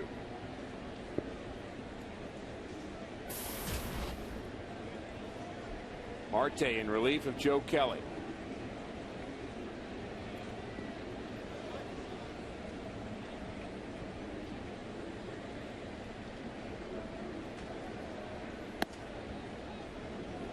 Marte was used extensively about a week ago. Had a number of games back to back, and he just doesn't seem like a guy that really has diminished stuff. If you use him a lot, he still seems to be able to have a live arm, and seems like a workhorse to me. If you're used consistently out of the bullpen, it's great.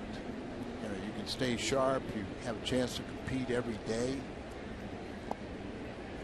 Not like a starter who throws once every 5 days. And if you have a great game, that's an easy 4 days off, and you feel good about getting prepared. If you have a bad game, or say you have 2 or 3 bad games, you know, then all of a sudden you're thinking 3 or 4 weeks. You're out there thinking negative, trying to build something positive. But they like Marte in this role of coming in and cleaning up an inning. 2-0 misses.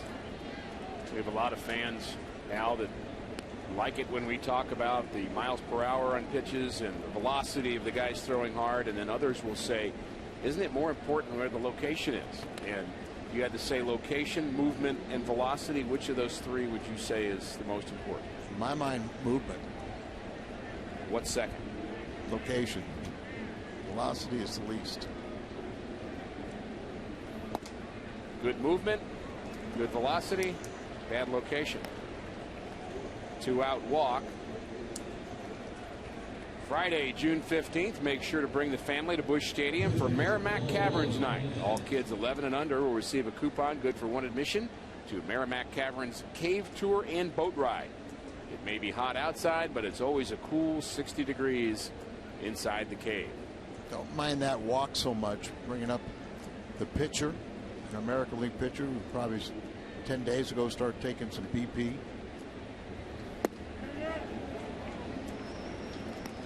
Couldn't hold his swing on the slider from Marte. He's all smiles. He knew that was a pitch he couldn't hit. Both of them from the Dominican Republic, so maybe friends on the side.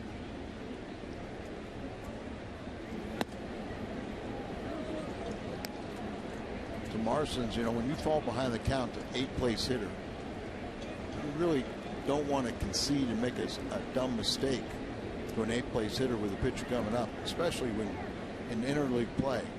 The American League clubs are really at a disadvantage when they lose their DH, one of their best hitters, and the pitchers have to hit.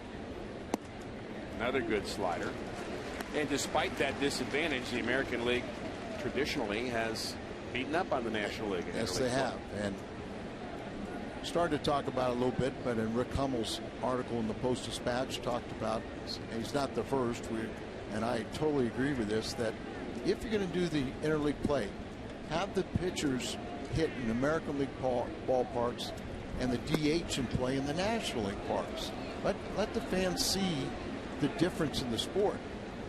Rick Hummel also told me today that he believes it's highly unlikely that the DH will go away. He does not believe the National League will let that happen. I hope not. He believes that interleague play, expanded interleague play, is more reason to keep different rules in the National League and American League to make it unique. And to keep that difference going. So let's hope he's right. And next year, because the Houston Astros, the condition of their sale to St. Louis former businessman Jim Crane, they had to accept that they'll go to the American League West next year. So then you'll have 3 divisions of 5, and there you see the Hall of Fame writer, Rick Hummel, affectionately known as the Commish for us, and so there'll be an interleague game, virtually every day. The only time you miss is because of the off day here and there. And last thing you want to do with the pitcher up, 2 men on, is to get to a running count. And now it's okay if you get him out, but if you walk him, walk to the 8th place hitter, doesn't look so good. Needs a strike here, and he gets one. Couple of strikeouts out of the bullpen for Victor Marte. 9-1-2 for St. Louis.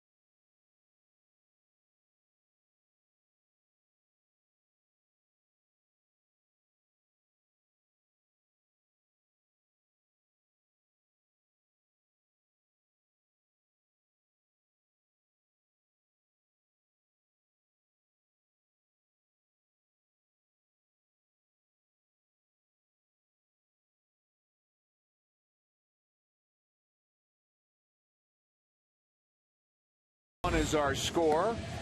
Jimenez and Joe Kelly making his debut. He turned 24 yesterday. Showed you it's a good fastball. Only walked one. He had pretty good command. He will get a no decision, but he'll get a lot of handshakes, and looks like he didn't do anything to hurt himself, with the possibility that he might have a little stint of a couple months here as Jaime Garcia is recovering from his strained shoulder. So a good outing for him. You do like the fact that he was rewarded for having good numbers in AAA. He was 2-5 there. Didn't win, but the ERA was good. Shown some durability there, and now getting his chance to try to right the rotation for the Cardinals. Kyle Loesch did his job yesterday. And now it's up to the bullpen for the Cardinals. Shane Robinson. You talk about Kelly. He was leading the Pacific Coast League with that 2.86 ERA. And he was going deep into games. Had 7 quality starts, including his last 3 starts, all 7 innings or more. And his last one was an 8-inning affair. Very good. Robinson just 4 for 20 as a pinch hitter. We touched on some of those numbers of the pitchers at Memphis. Really, not eye-popping, really sometimes a little disconcerting for, what we think are prospects. But look at Robinson, look at Adams, Chambers, all these guys that were supposed to be down in Memphis and playing on a regular basis. Well, they're up here because of the injuries. So that means it's probably more like a AA/AAA team for Memphis. And A lot of young players. AA Springfield Cardinals are a couple of games over 500. But the record for Memphis that you're talking about, 18 games under 500. They lost to Albuquerque again last night, playing in the Pacific Coast League.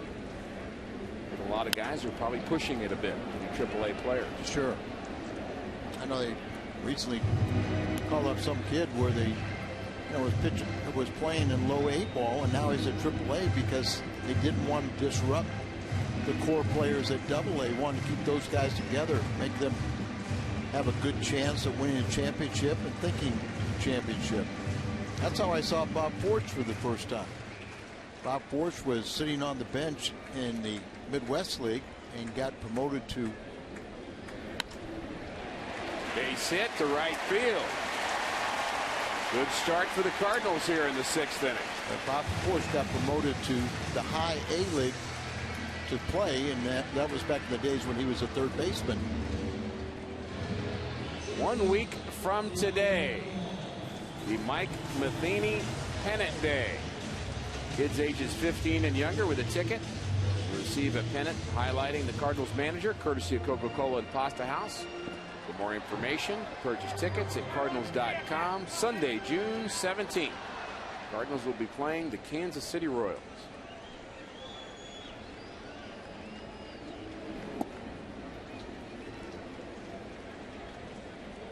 Sepchinski will be the next Cardinal pitcher, and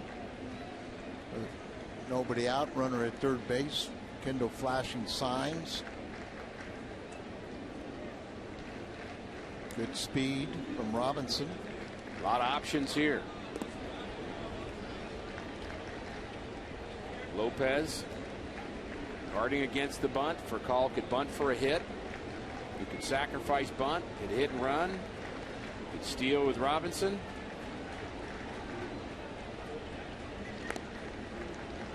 First impression would be Jimenez would have to be a little bit slow to the plate, and Marston's is 0 for 7 throwing out base stealers this year.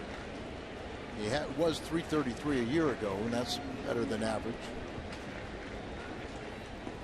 In the dirt, gets away, and Robinson doesn't read it. Cardinals normally good at that. Normally the ball in the dirt, anything in the dirt, they take off. Really work on those secondary leads.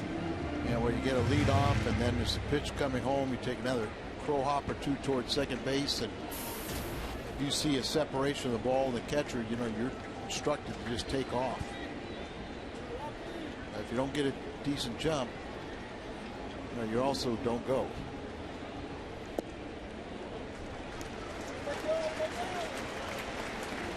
All behind 3-0 here.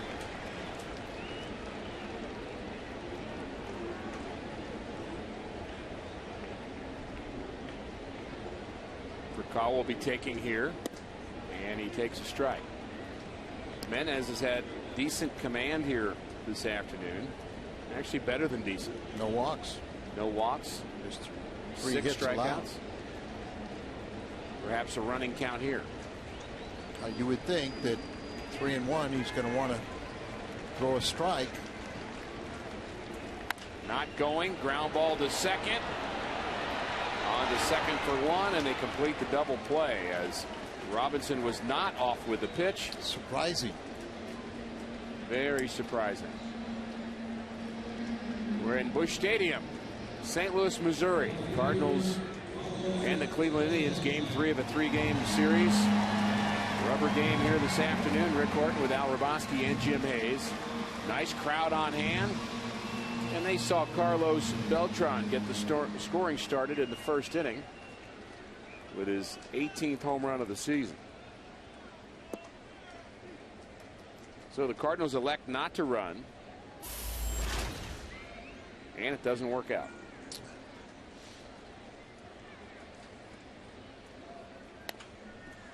That's going to be a base hit. The third baseman / shortstop Lopez, no chance to throw out Beltran. Oh, in Friday night's game, they had to shift on Beltran. He dropped a perfect bunt down the third base line. This time it's a swinging bunt. Hits it right off the end of the bat, but very productive is with his shift on. The third baseman, Lopez, has no chance to throw him out. I'm sure there's some baseball fans somewhere right now making little tick marks on the left column and the right column with, you know that. Did the shift work or not? You can put that on the didn't work column.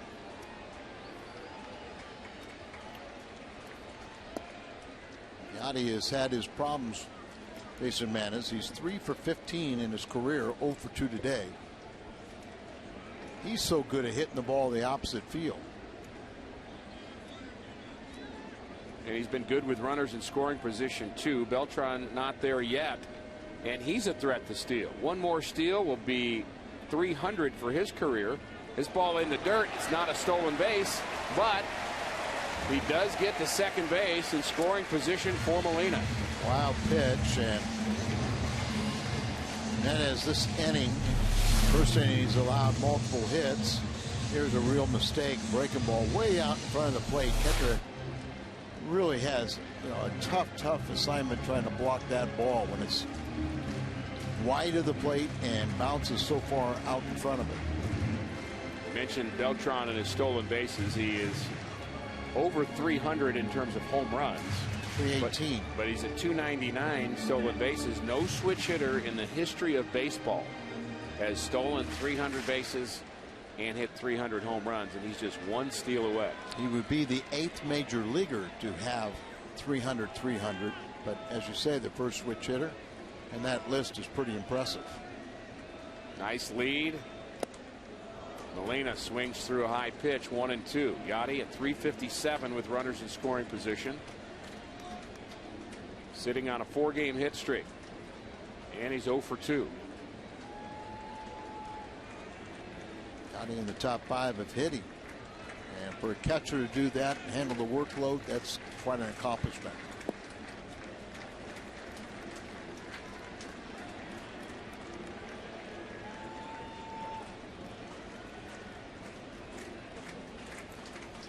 Off the lines, deep in the middle of the infield, kind of pinching in. The 2-2 to Molina. Ground ball to short. Cabrera has it. Smooth hands. Throws out Yachty. So the Cardinals pick up a couple of hits, but no runs. Off to the 7th inning.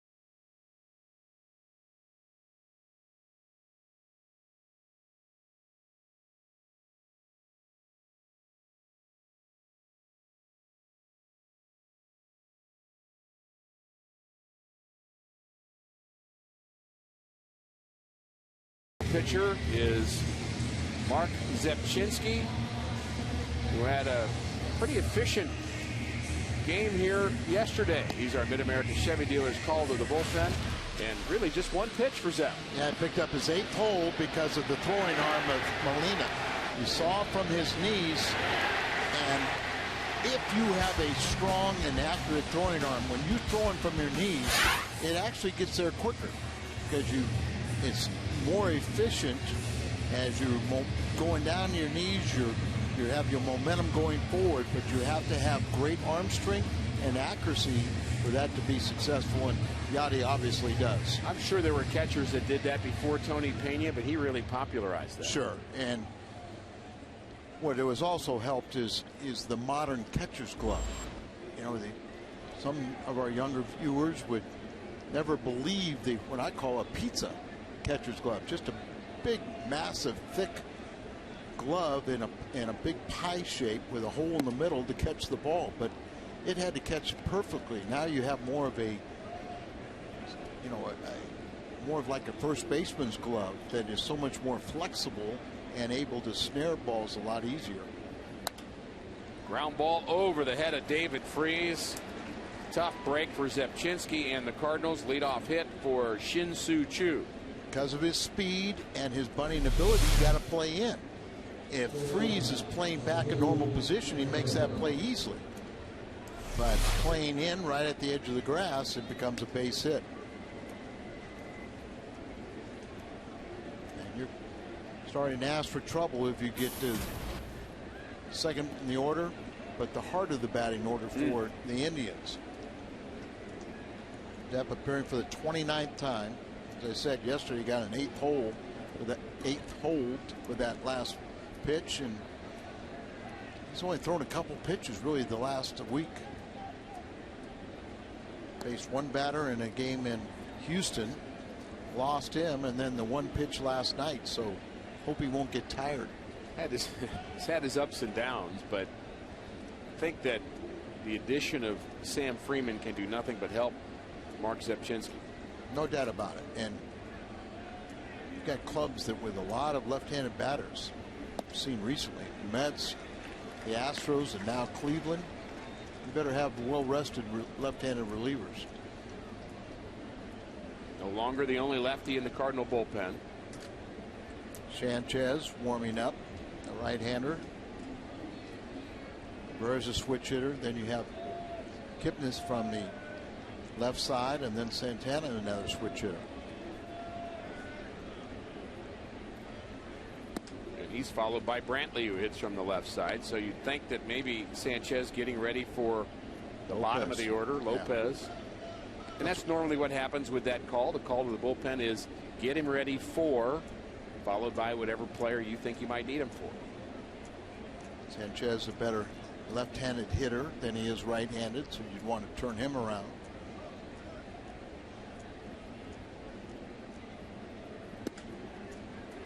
2-1 to Cabrera as Drupal Cabrera. Good a shortstop as you're going to find in the American League. No doubt about it, but how about a shortstop that hits 25 home runs and a switch hitter? That's what Cabrera did last season. And in all his web gems, and you've got quite a player. Saw one he made earlier this week, backpedaling on a hard hit ball, barehanded it, and got the force out at second.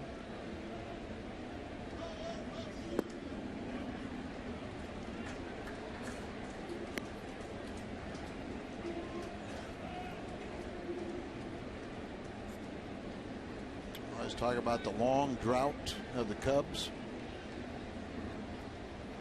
Haven't won for over a century. Kind of wonder about Cleveland. Seems like it's been a while for them. I bet we can find out some information about that. I just bet we can.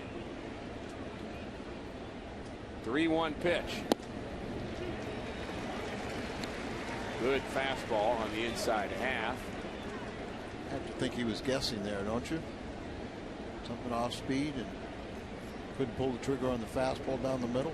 Cardinals chose not to run in the 6th inning with Shane Robinson, and Furcal bounced into a double play. Cabrera batting. 3-2. Chu at first. He's not going. Popped up. Shallow center field. And we did some quick research because Al wants to know when the last time the Cleveland Indians were in the World Series.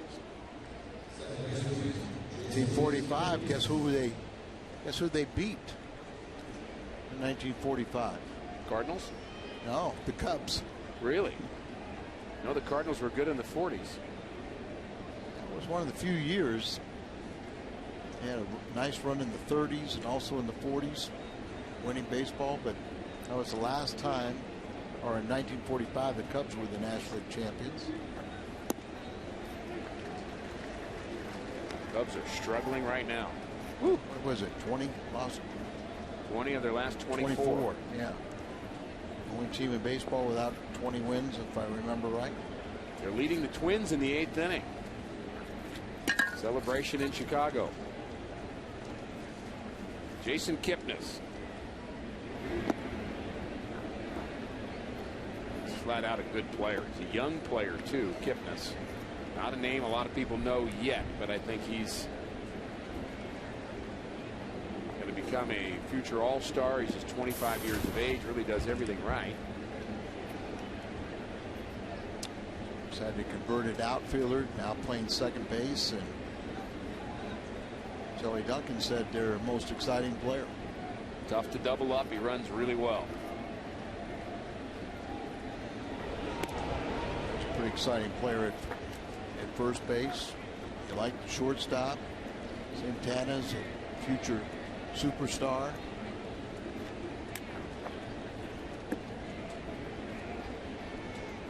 Indians have a solid closer in Chris Perez. Maybe a couple more starting pitchers to round out this club. Ground ball to the right side, and the lead runner will be retired as Chu held up to make sure that ball wouldn't hit him, so that gave Daniel Descalso plenty of time to get the lead runner, and Kipnis is aboard. Didn't get a good feed to Furcal, as it looked like Descalso might have had trouble getting out of the glove and getting a secure grip.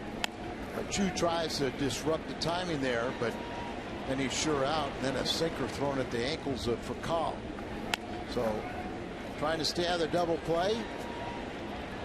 There's a bad throw, and good way to get your shortstop hurt.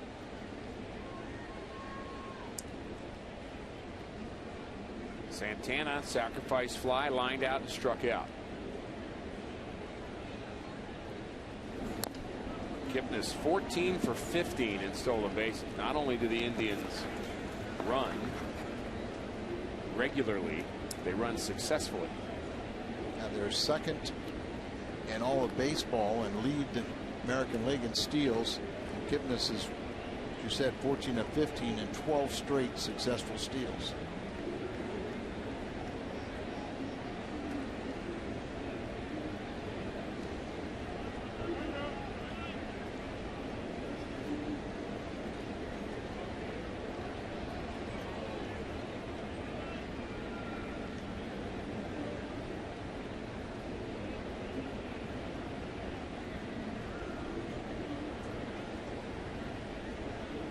Chinsky delivers.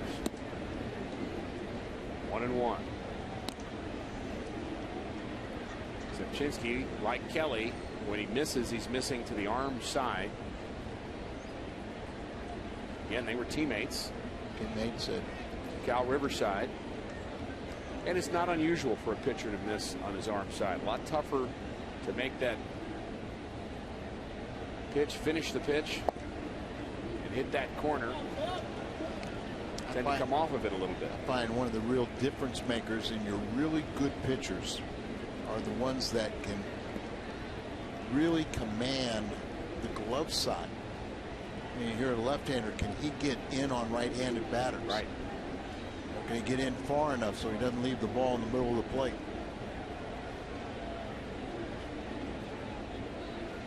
There goes Kipnis. No chance. No chance. Ball gets away from Molina. Tried the quick transition from glove to hand. The ball squirts out. And now 15 stolen bases for Kipnis. I don't think Yachty had any chance anyway. Got a real good jump. Pitch before, he was going back to the bag, but I think good base stealers would prefer to steal off on left-hander. I think that's right. Once they kind of figure out the trigger move or something like that, it's really easy for them to see, whether that leg breaks the imaginary plane and they have to go to the plate. Luke Brock said the toughest pitch for him to steal off it was Don Gullett. I asked him why. He said because he never threw to first base. Kind of felt like if he ever threw to first base, he'd figure out what his move was. But by never throwing, he said, I take my big lead and I go, this is the time. This is the time he's going to throw over, and he never would. Santana walks the 34th time this year. Very patient hitter. And we kind of think that Derek Lilliquist will come out and talk to Zepchinski with Bradley up in his 18-game hitting streak. He did reach last time up, extended it to 18, and this should be the last batter that Zepchinski would face. Gets him out. Probably wouldn't go back out there with the right-handers coming up. And if he doesn't get him out, we think they'll bring in Sanchez.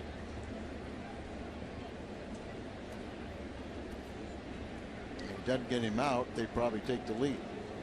Life of a reliever right here, predicated on what you do to this one batter. Get him out, you had a good day. You don't, you had a terrible day. The Indians, we mentioned their ability to draw the walk, 224, most in the major leagues. That's why they, have a 250 batting average, and why they're offensively doing so well, because they're getting base runners. Ground ball just foul. So an interesting combination, because the Indians also have had a number of hits at the first pitch. They like to swing at the first pitch as well, yet they have the walk. So they're aggressive, but yet they don't go out of the strike zone. If the pitcher's going to give them a walk, they take it. If they're going to go right at them, they'll swing the bat. And that's really ideally how you want to teach a hitter to attack a pitcher. A lot of times, you go up there and look, first pitch fastball, something you can drive, you swing at it. But otherwise, you kind of have patience.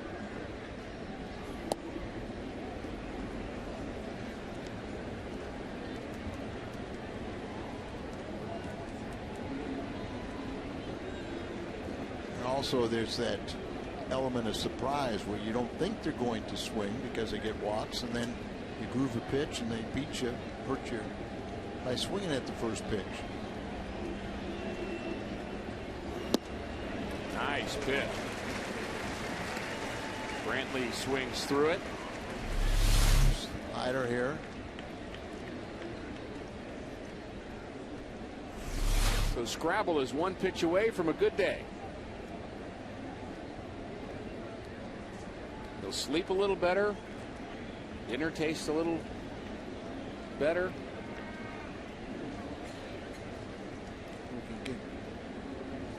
Get him back in the win column too. He's got a lot of decisions.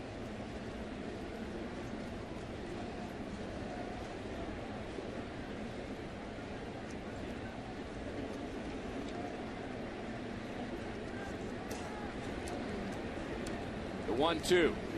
Swing and a miss. Zepp will sleep well. He'll eat well. Good day. Time to stretch.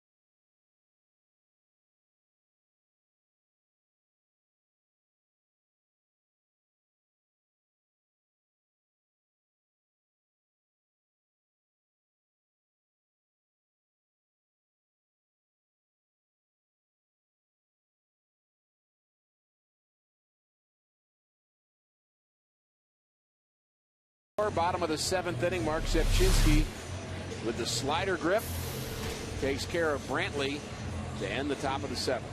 2 men on. Disrupts the timing of Brantley. Getting late. Time for yes, it is. Alan Craig to do something. Not used to seeing him 0 for 2. Been a hitting machine this year. 353. He's 0 for 2, as Al mentioned. Strikeout and a flyout. He was 3 for 6 off of Jimenez before this game.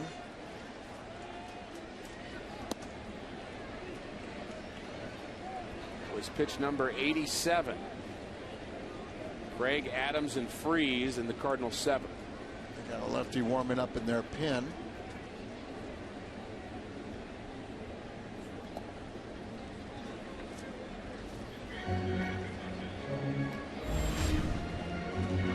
Cardinals with an off day tomorrow. Only sip.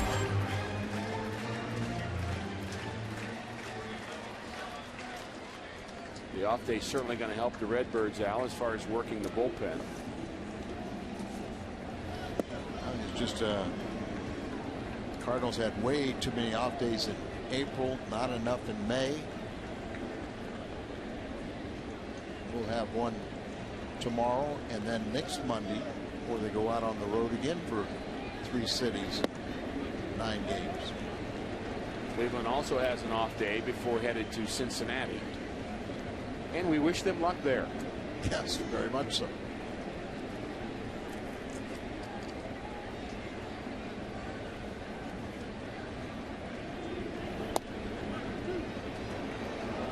Strike on the corner. Full count to Craig.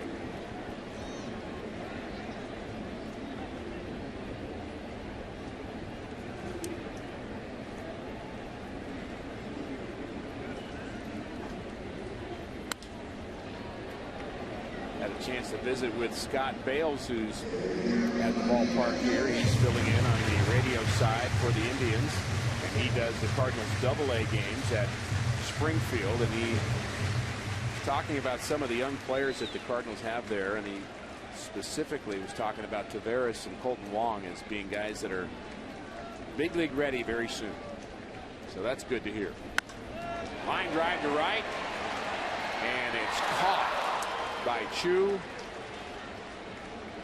Very good jump on that ball. Now, Cole Wong was last year's #1 selection by the Cardinals, and Taveras is recognized as the best prospect, hitting prospect, and he's only 19.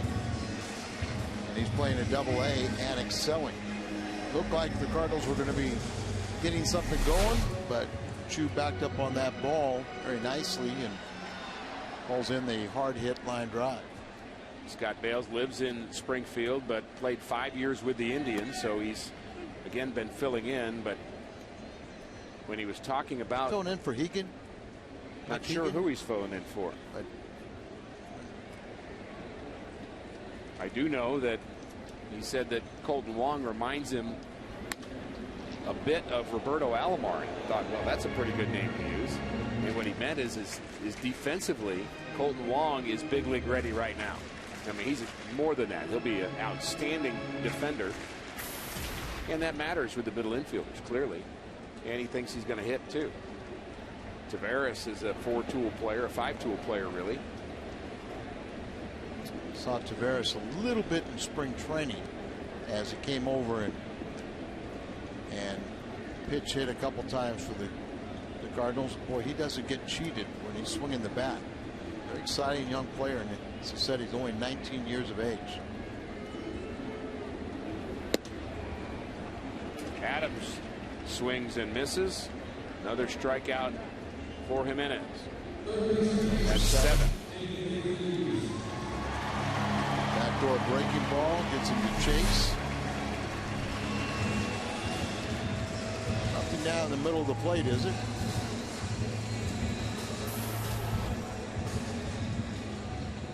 David Freese 0 for 2. Tom Hamilton, a longtime broadcaster. John Rooney helping us out with that. He's on assignment and he's helping. How about that? John, hope you're doing well. Always working that, John. On that Rooney. assignment. He'll be back Tuesday.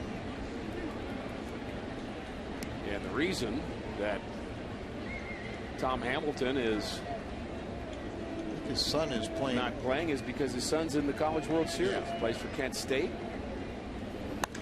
And you don't want to miss those games. Base hit for David Freese with 2 outs.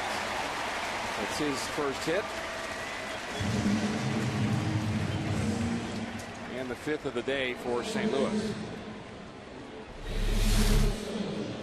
Average goes up a point from where it started today at 262. Production and RBIs are doing a good job and registers on the leaderboard in the National League.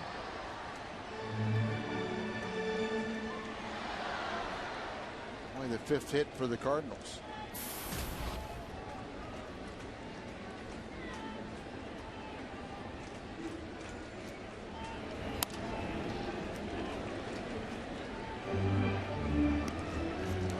Really not many chances here. They've stranded 2. Cleveland has stranded 10.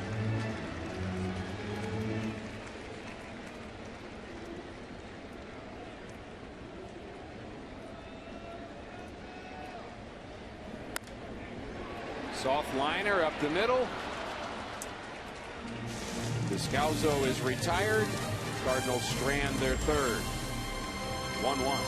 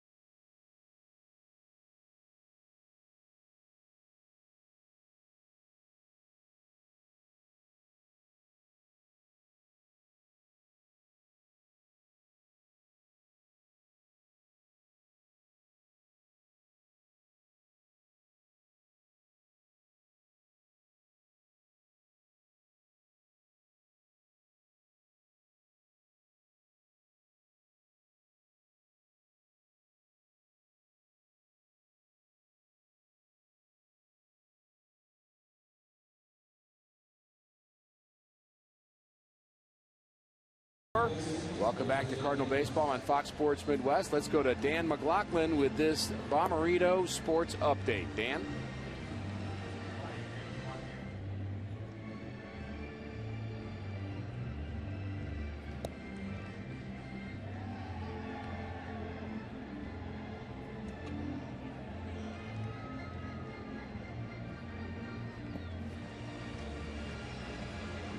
Thanks, Dan. That's a game we'll be watching, and certainly a club we'll be watching. The Central Division is turning out to be some division to watch. So far it's been the Reds, and the Cubs are trailing, of course. The Pirates are being tough. The Astros aren't quitting. And Mitchell Boggs is our new pitcher here in the top of the 8th. Joe Kelly doesn't want to leave. Soak up the environment, kid. Easy to get here, hard to stay. Gotta keep on working hard every day, every minute. Mitchell Boggs needs a little work. He hadn't pitched since June the 6th. He picked up his 8th hold. Done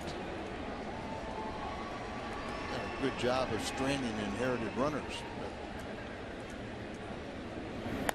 Think about the relief Joe Kelly feels right now. Mentioned all the nerves that he had when he woke up this morning, really since he found out he was going to start today. And he did start on his normal 5th day, but all the bad things that could have happened didn't, but they're all swarming around in your head, and you're just laying out a lot of bad scenarios, but it was a good afternoon for Joe Kelly. I think it'd make it better if the Cardinals win this game, and then you feel part of a win. The Cardinal bullpen has struggled. They're only 4-10 as a team. Ground ball to third. Tough play for David Freese. He has it and throws out Lopez. That was not an easy play. That was a tough hop. It had a lot of topspin on it, and he made it look easy. Playing close to the line, and it paid off. David's only made 3 errors or 4 errors on the season now. He's played very well defensively.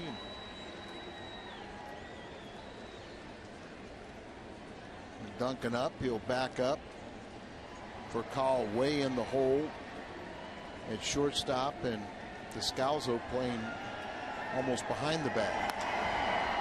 Off the end of the bat. In comes Craig after taking a step back. Plenty of time to make that play, so good inning so far for Mitchell Boggs.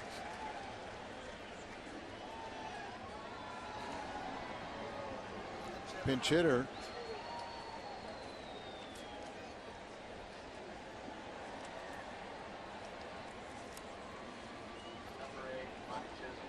Chisenhall, the young third baseman we've seen. Side.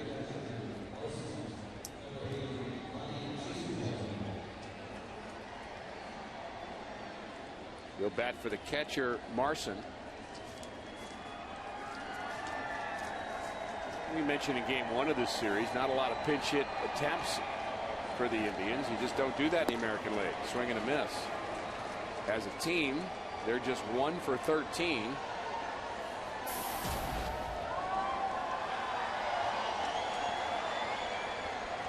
In the pinch hit role. Say he sprays the ball around. He's got a little pop in his bat. Young player.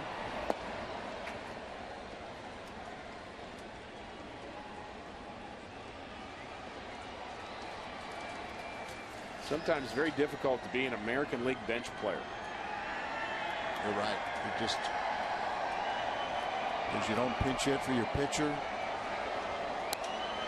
Saw you're in the American League there, and saw pitchers give up 6 runs in the first inning and still throw a complete game.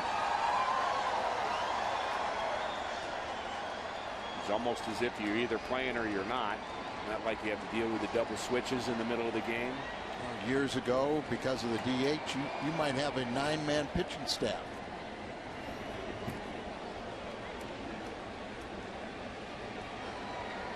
Mitchell Boggs playing with his Larry Sherry pitchback in the backyard there.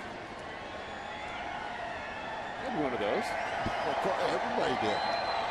Had a little target, a little frame with a. You have a target on that, and you throw it, and it bounce off there with elasticity and back at you and play catch. Problem was when you started throwing harder, it came back quicker. Good inning for Mitchell Boggs. Cardinal fans love it.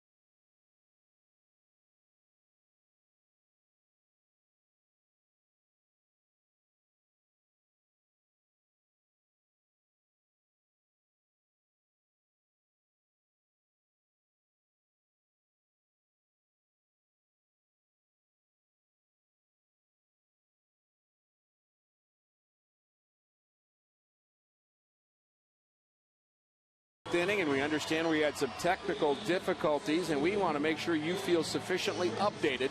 So we're going to return to Dan McLaughlin with the Bommarito Sports Update. Dan?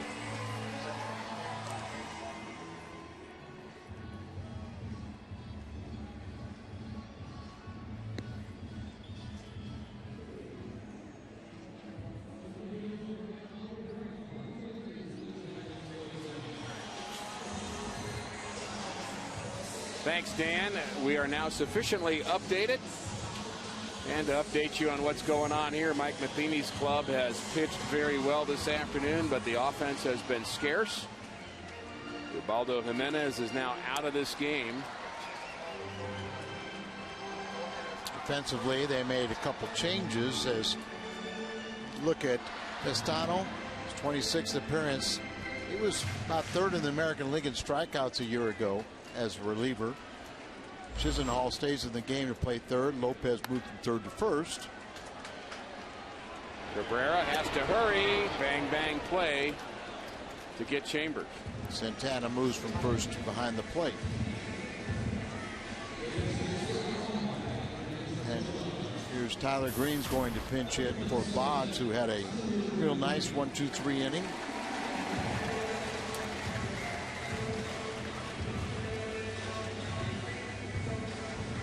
Mott warming up for the Redbirds.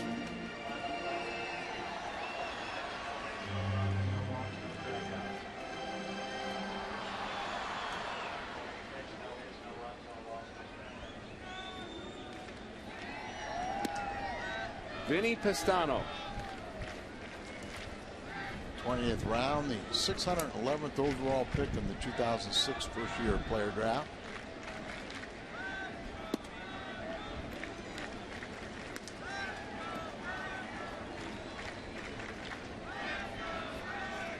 Baseball name, isn't it? Vinny Pestano.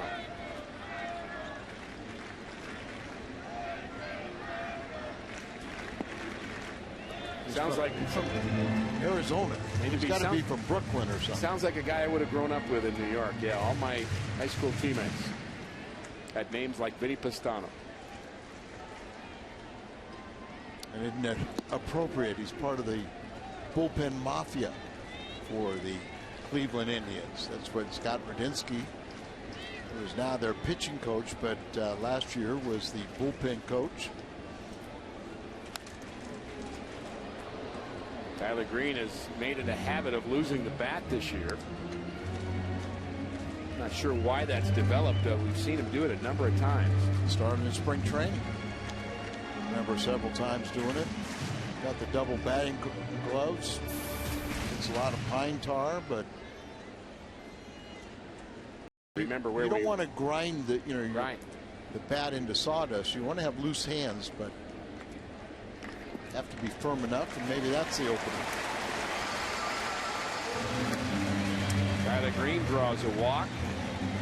This copyrighted telecast is presented by the authority of the St. Louis Cardinals. It may not be reproduced or retransmitted in any form, and the accounts and descriptions of this game may not be disseminated without the express written consent of the St. Louis Cardinals. First walk granted to St. Louis this afternoon. Cardinals chose not to run with Shane Robinson with Furcal at the plate. That was in the 6th inning. Now it's Tyler Green. He's not going. Curveball low. Pestano last year gave up just 41 hits in 62 innings. Very impressive. Line drive foul. Hit that one hard. Out in front was Furcal, who's now 0 for his last 11. Matters hit 184 against him. Pestano.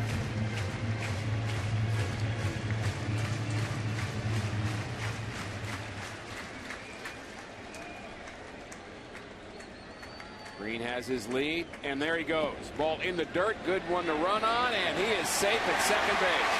Stolen base, Tyler Green, and the Cardinals with the go-ahead run now in scoring position.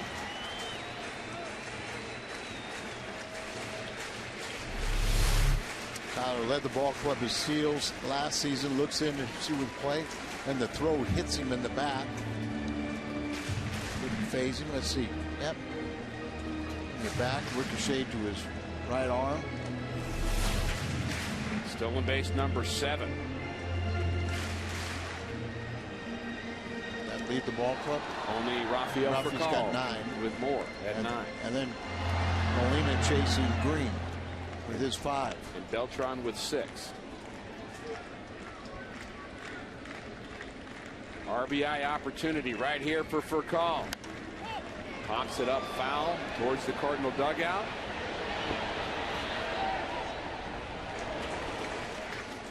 Lands in the first row. Alfie has cooled off. He's averaged now down to 304, and just point to him kind of cooling off, and the Cardinal offense just doesn't gel. Been a big part of the offense. Outfield very shallow for Furcal. Shade in to right. Trying to get in position to throw out Green at the plate, who runs well, has a big lead. Fouled off.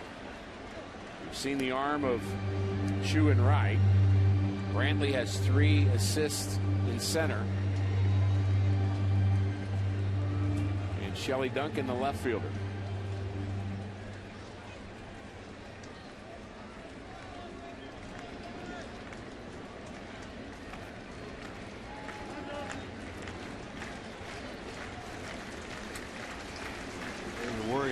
Call had a couple home runs on the road trip, and kind of worry about that, where they kind of get out of their element of just slapping the ball and slapping down on the ball and running.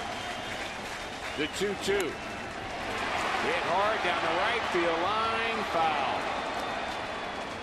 Had a couple home runs, then you had a longer swing. I don't mind that one. Would have been a line drive if it would have been fair.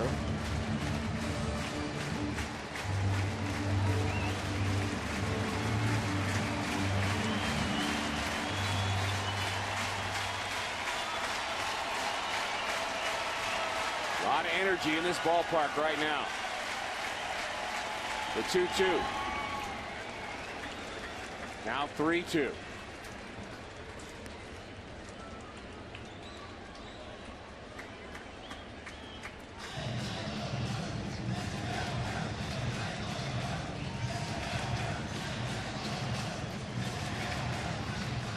Short bench for Mike Matheny this afternoon. Cardinals have gone with the extra pitcher. And Matt Holliday, presumably not available with back spasms. They already used Shane Robinson and Tyler Green. So just Tony Cruz available. Stephen Hill sent out. I'm sure if they asked Matt Holliday, he would say that he could swing, but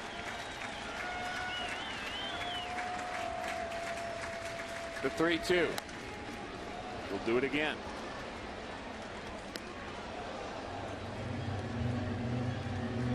Matheny said, sending out Stephen Hill, he said that line that they always say, well, you're going to get some more at-bats, you're going to get to play more, and he said nobody ever really wants to hear that. They want, and he knew it. He said they want to be in the big leagues. They want to play here.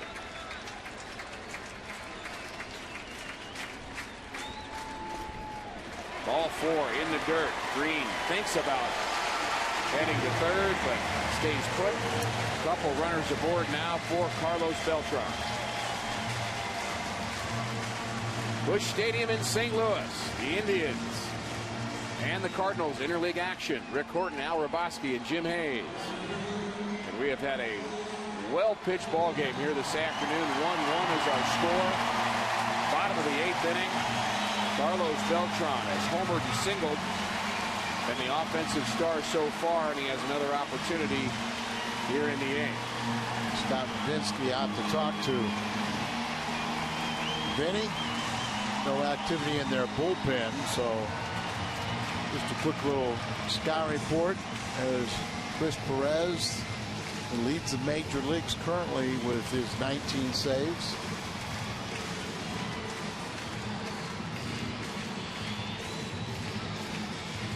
The offense has been by this man,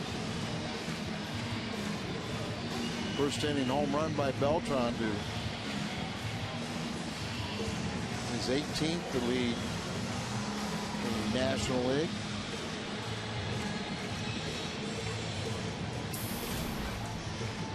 Jimenez went 7 solid innings, 1 run, no walks, 7 strikeouts, 102 pitches. Now it's Vinny Pistano facing Carlos Beltran. Game on the line here in the 8th.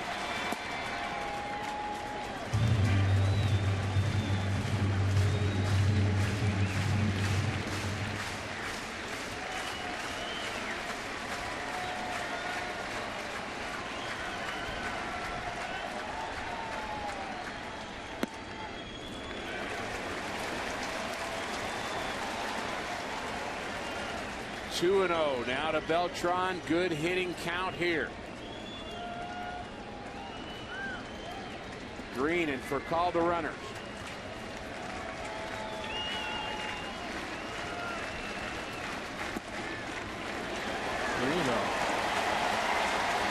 Let him swing. Absolutely. Well, what you do is you ask him to be disciplined. Do you see a pitch you can drive? Go ahead. If you're not, you know, even if it's a strike, it's not where you're looking for it. Take it.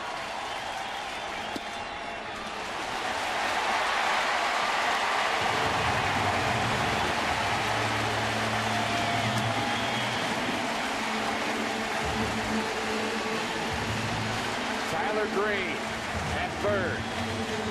Rafael for call, the runner at second. Carlos Beltran, the 3rd walk of the inning, is at first, and Yadier Molina. Yadi, one of the top hitters in the National League, but you're the Cleveland Indians. You're thinking a ground ball, double play, and you're out of the inning. And if you're a Cardinal fan, you're thinking something different. Got 3 grand slams to his credit.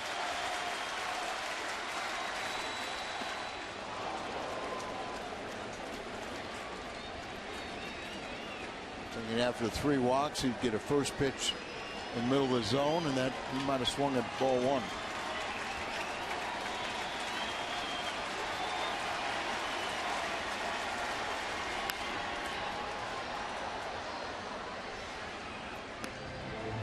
Pistano has had trouble throwing strikes in this inning, but he's ahead of Yadier Molina, 0-2. Molina tough to strike out. Struck out once today, batting in the 3rd spot. Chance to give the Cardinals the lead here in the bottom of the 8th. 0-2 is the count.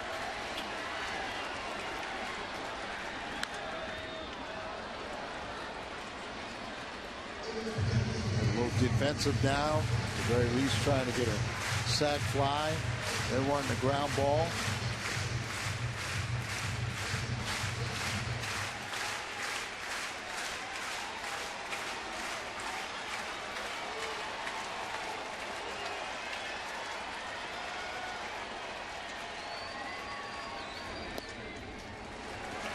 Good pitch there.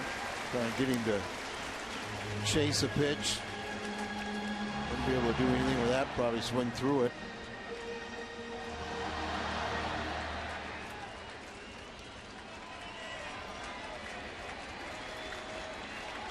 One-two pitch is on its way.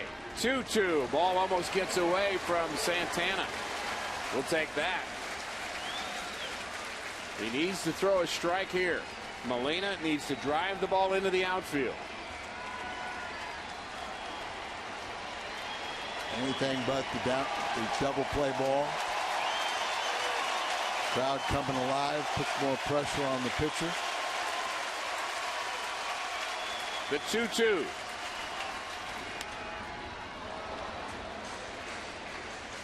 Good swing.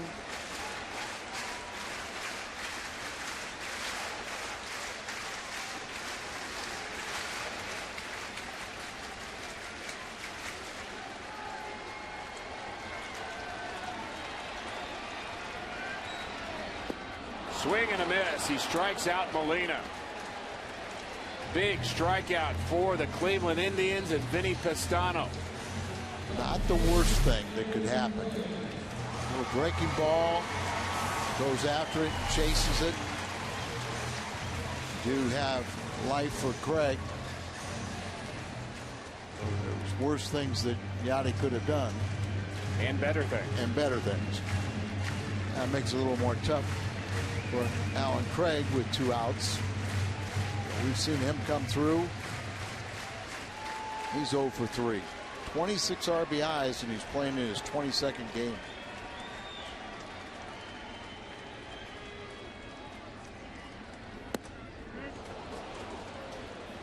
Couldn't hold up on that swing. 0-1 on Craig, who's 0 for 3. Lined out to right his last plate appearance. Not picking up the ball very well. It's been a little dark here. Have not turned on the lights. Maybe just hiding the ball a little bit better.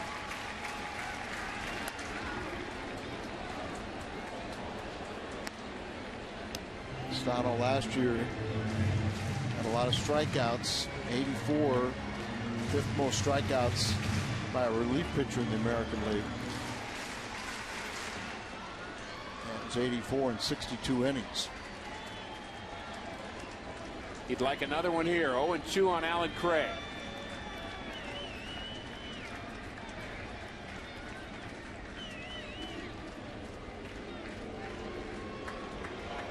Tyler Green represents the go-ahead run. He's at third. Alan Craig trying to get him home.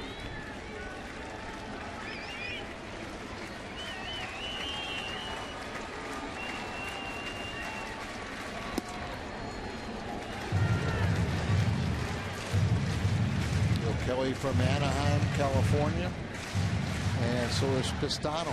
Went to high school in Anaheim, as well as I.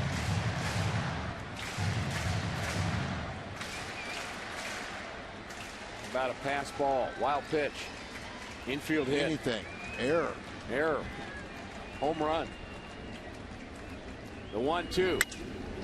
Loop down the right field line, and it is foul. Take a bloop, too. Craig has to get a new bat. Be the last batter that Pistano faces. Sip, a lefty, warming up for Adams. And I think we would find out if Matt Holliday is able to pinch hit with that appearance. But it's all up to Craig. And of course, we'd be talking about a Cardinal lead if Adams came up. Good speed on the bases, particularly at third and second.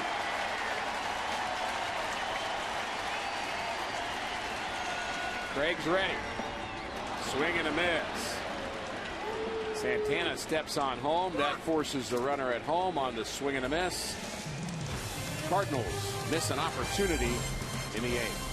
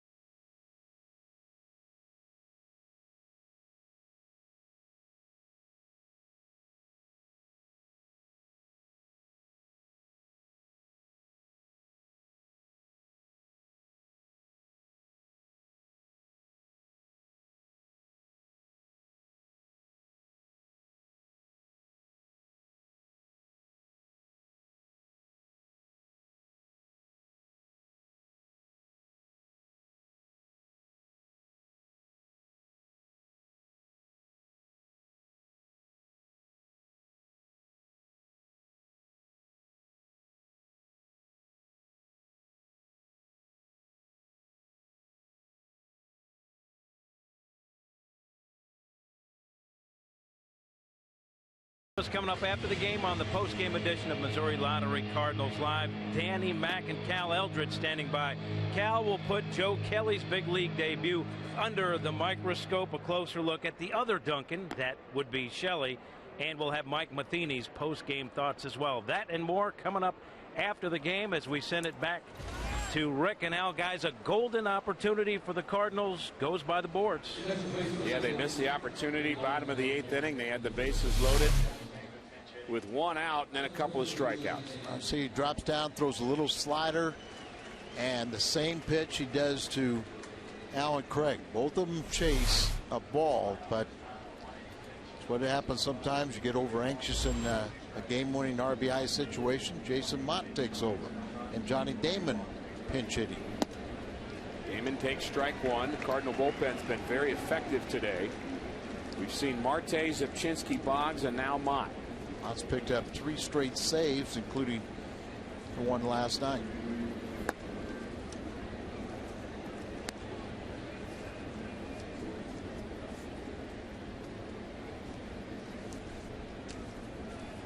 Long distinguished career for Johnny Damon, starting with Kansas City. Ground ball, base hit up the middle for Damon. Adds to his hit total.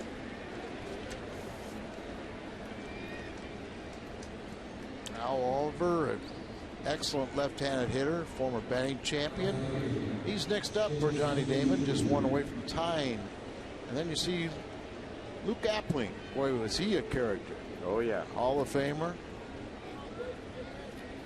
In a home run in the Cracker Jacks game at the old RFK Stadium. I remember that. It was about 200 feet to left field before they started playing Major League Baseball there, and by the time that summer was over, of course, he was close to his 80s at that time. It was a 600-foot drive. Yeah, I'm sure that's what. I remember that. I watched that on television. Luke was a hitting coach in the Atlanta Braves organization when I was there, and what a great storyteller he was. Used to do those old-timer games. Yeah. Throughout baseball. Had a chance to see one of those at Yankee Stadium. No, says the third base umpire Mark Wegner. Mott doesn't get the call, but you see a Yankee old timers game, you see some history players.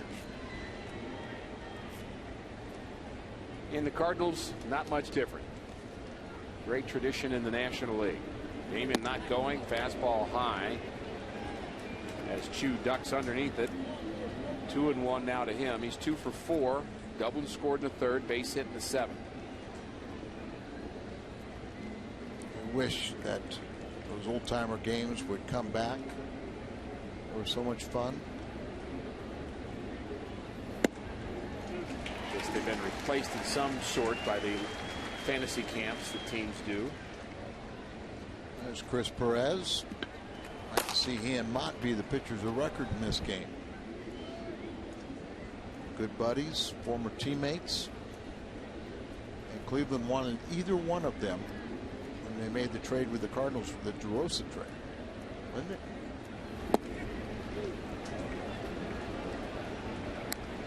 DeRosa had been having a bang-up year for the Indians. He was batting in the middle of their lineup with a lot of RBIs. And of course, he's dealt with injuries after that.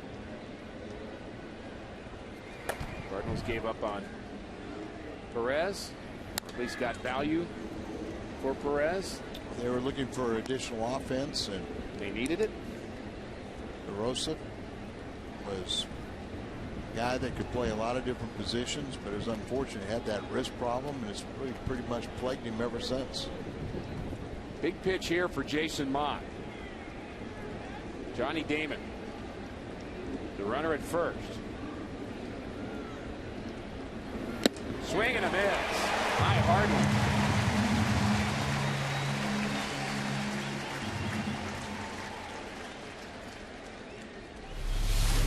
Said Cleveland wanted either Chris Perez or Jason Mott, and at the time, both of them are hard throwers, really kind of with the less wear and tear on the converted catcher Mott, and they kind of felt like You know, Chris had a little more flair to him, which was something Tony never liked.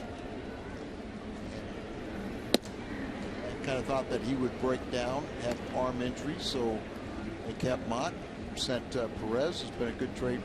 That was a good trade for Cleveland. At the time, I guess Cardinals needed DeRosa, who is a terrific guy, great teammate, but was injured very quickly.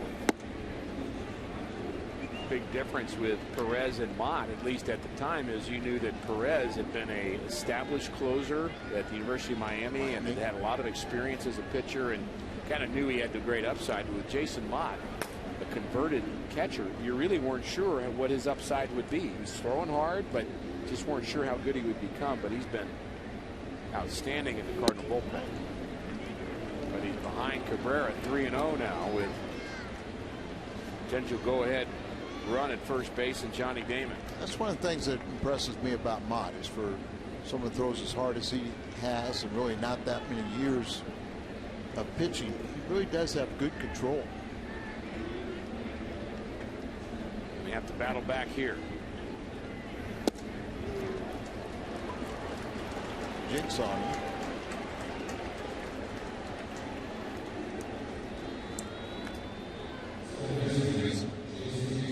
Hasn't been quite as consistent with that strike zone this year than what we remember. 1 out walk. Think about Mott and Perez. Both the Cardinals and the Indians are trusting their fortunes to a couple of young closers. And you look around baseball, Al, there's a lot of good young arms, and more teams are going to the hard-throwing young kids as opposed to the wily veteran out there closing out games. It's really been an evolution of the bullpen. It started somewhat in the mid-70s, where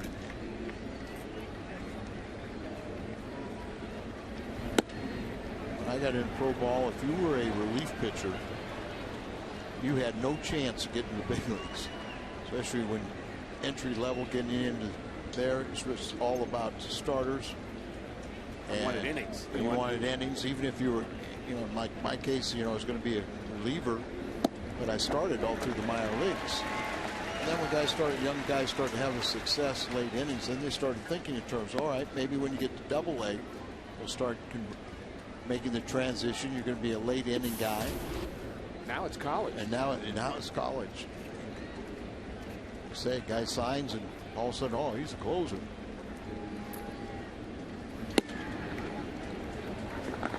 Plate jumping around a bit on Jason Mott. Jason Kipnis at the plate. He's been on base all 4 times. A single, a double, a walk, and reached on a fielder's choice.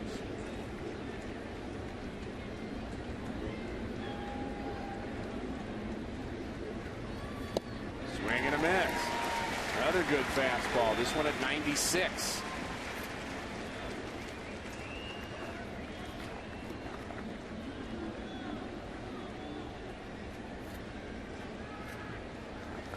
Last 7 days,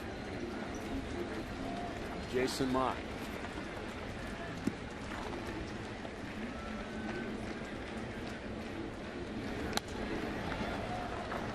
Pitches last night in an uneventful 1-2-3 ninth inning.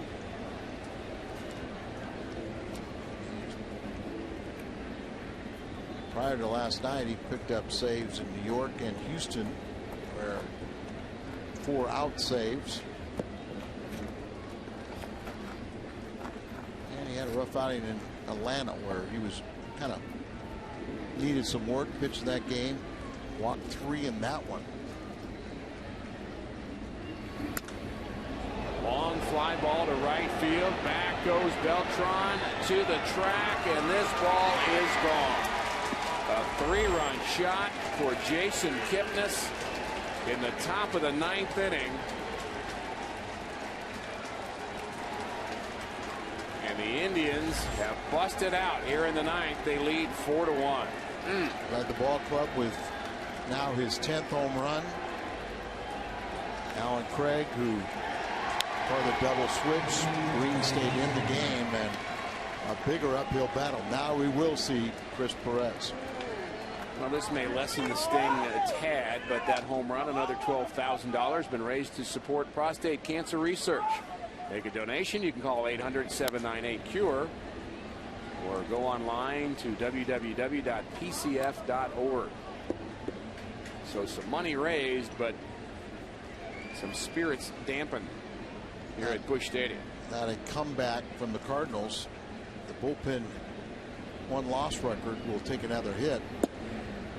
Cardinals would be 4-11 for the bullpen.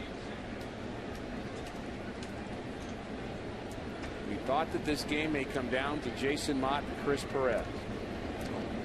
They had two pitchers warming up. Sip, if they did not take the lead, if it stayed even, he would come in.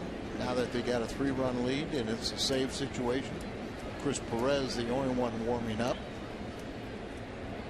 trying to pick up his major league leading 20th save if it stays this way. With that home run, some of the crowd filing out here, and it appears that the temperature has dropped a bit too. The wind has picked up.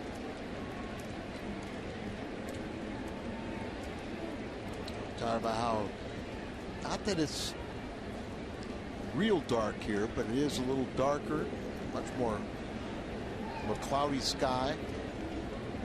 When you got these hard throwers, it makes it a little more difficult to see, but Hypna saw it. Sure did. Some rain in the forecast. And you have to start thinking about how far do you want to go with Jason Mott here. Well, they got Sanchez warming up because I would have to say he loses this batter. And he doesn't. Second strikeout.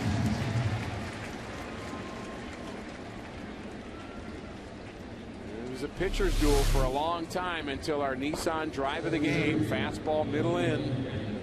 Jason Kipnis, his 10th home run of the season. Cardinals have never won a series against Cleveland.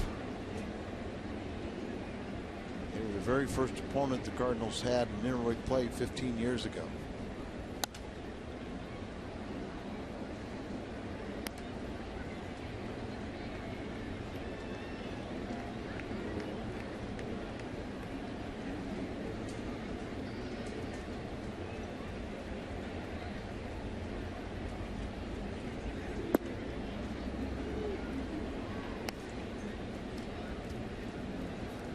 Seventh all-time in the series between Cardinals and Cleveland in interleague play, and they have won every series to this point. Hard hit. Nice play by Descalso. The Indians finally retired here in the 9th inning, but not before Jason Kipnis strikes off of Jason Mott. Cardinals with work to do in the bottom of the 9th. They trail the Indians 4-1.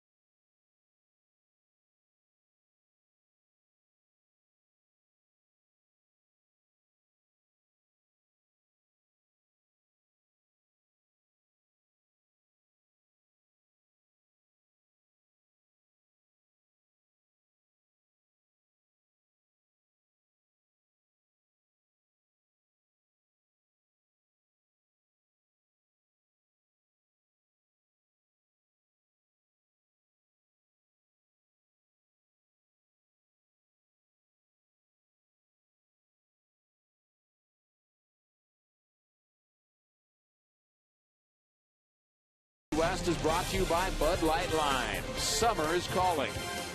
And by Taco Bell. Live Moss.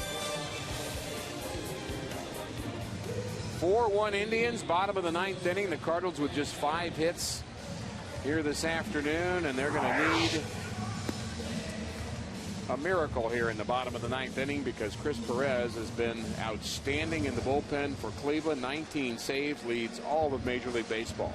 And they made a couple defensive changes, put a better fielding team behind him. There you see his numbers. He blew the very first save opportunity of the year, and then has converted 19 straight to lead the major leagues. A couple 18, one in each league. But you got Casey Kochman now at first base. Lopez goes back to third where he started, and Chisenhall moves from third to left field.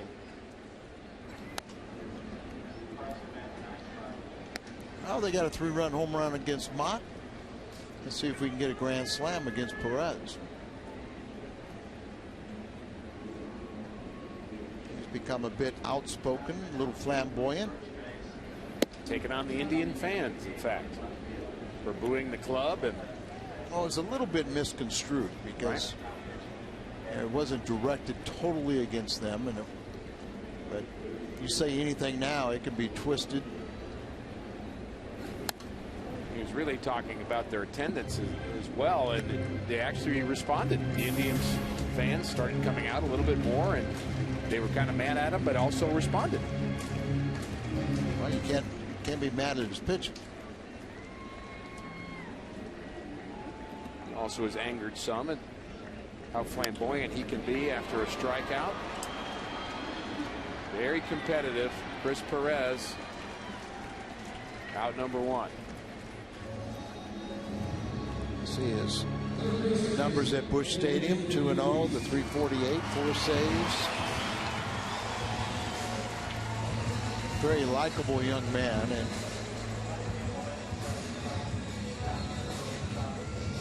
it is entertainment today, and sometimes, as great as this game is, sometimes it just still shows you it's starved for a little bit more color.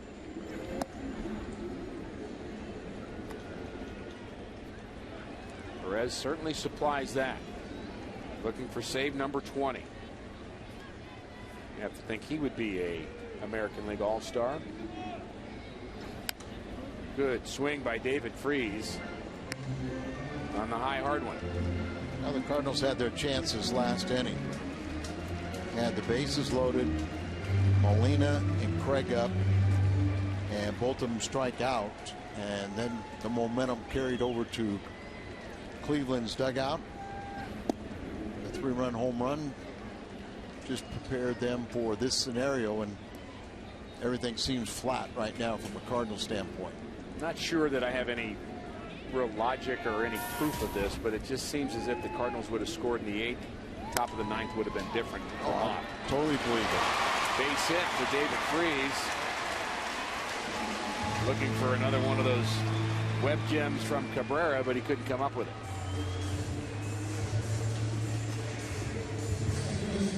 Jason Kipnis plays second base for Cleveland, and he is our Budweiser player of the game. His 3-run shot in the top of the 9th, the difference in this ballgame. And there's no way to prove it, but if the Cardinals take the lead, you just feel like Mott comes in with a different psyche, and obviously when you want to get saves, but when you also are facing an L, that should be enough drive for you to go out and have perfection, and it's not always going to happen for you. And it didn't happen for Jason today. 3 runs in the 9th. This ball club has really had trouble, though, coming back real late in ball games.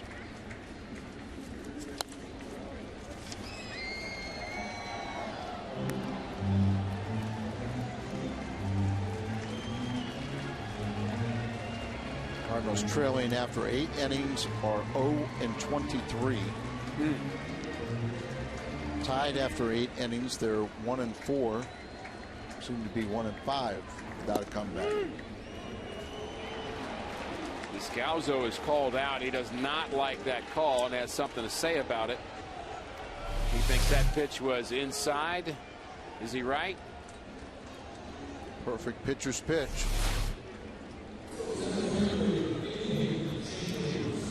Adrian Chambers, last hope for St. Louis.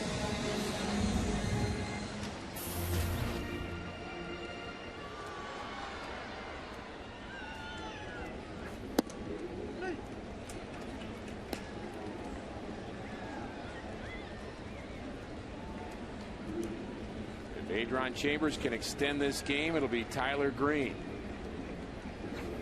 as the tying run at the plate. And we'd all like to see that. Just give us a chance.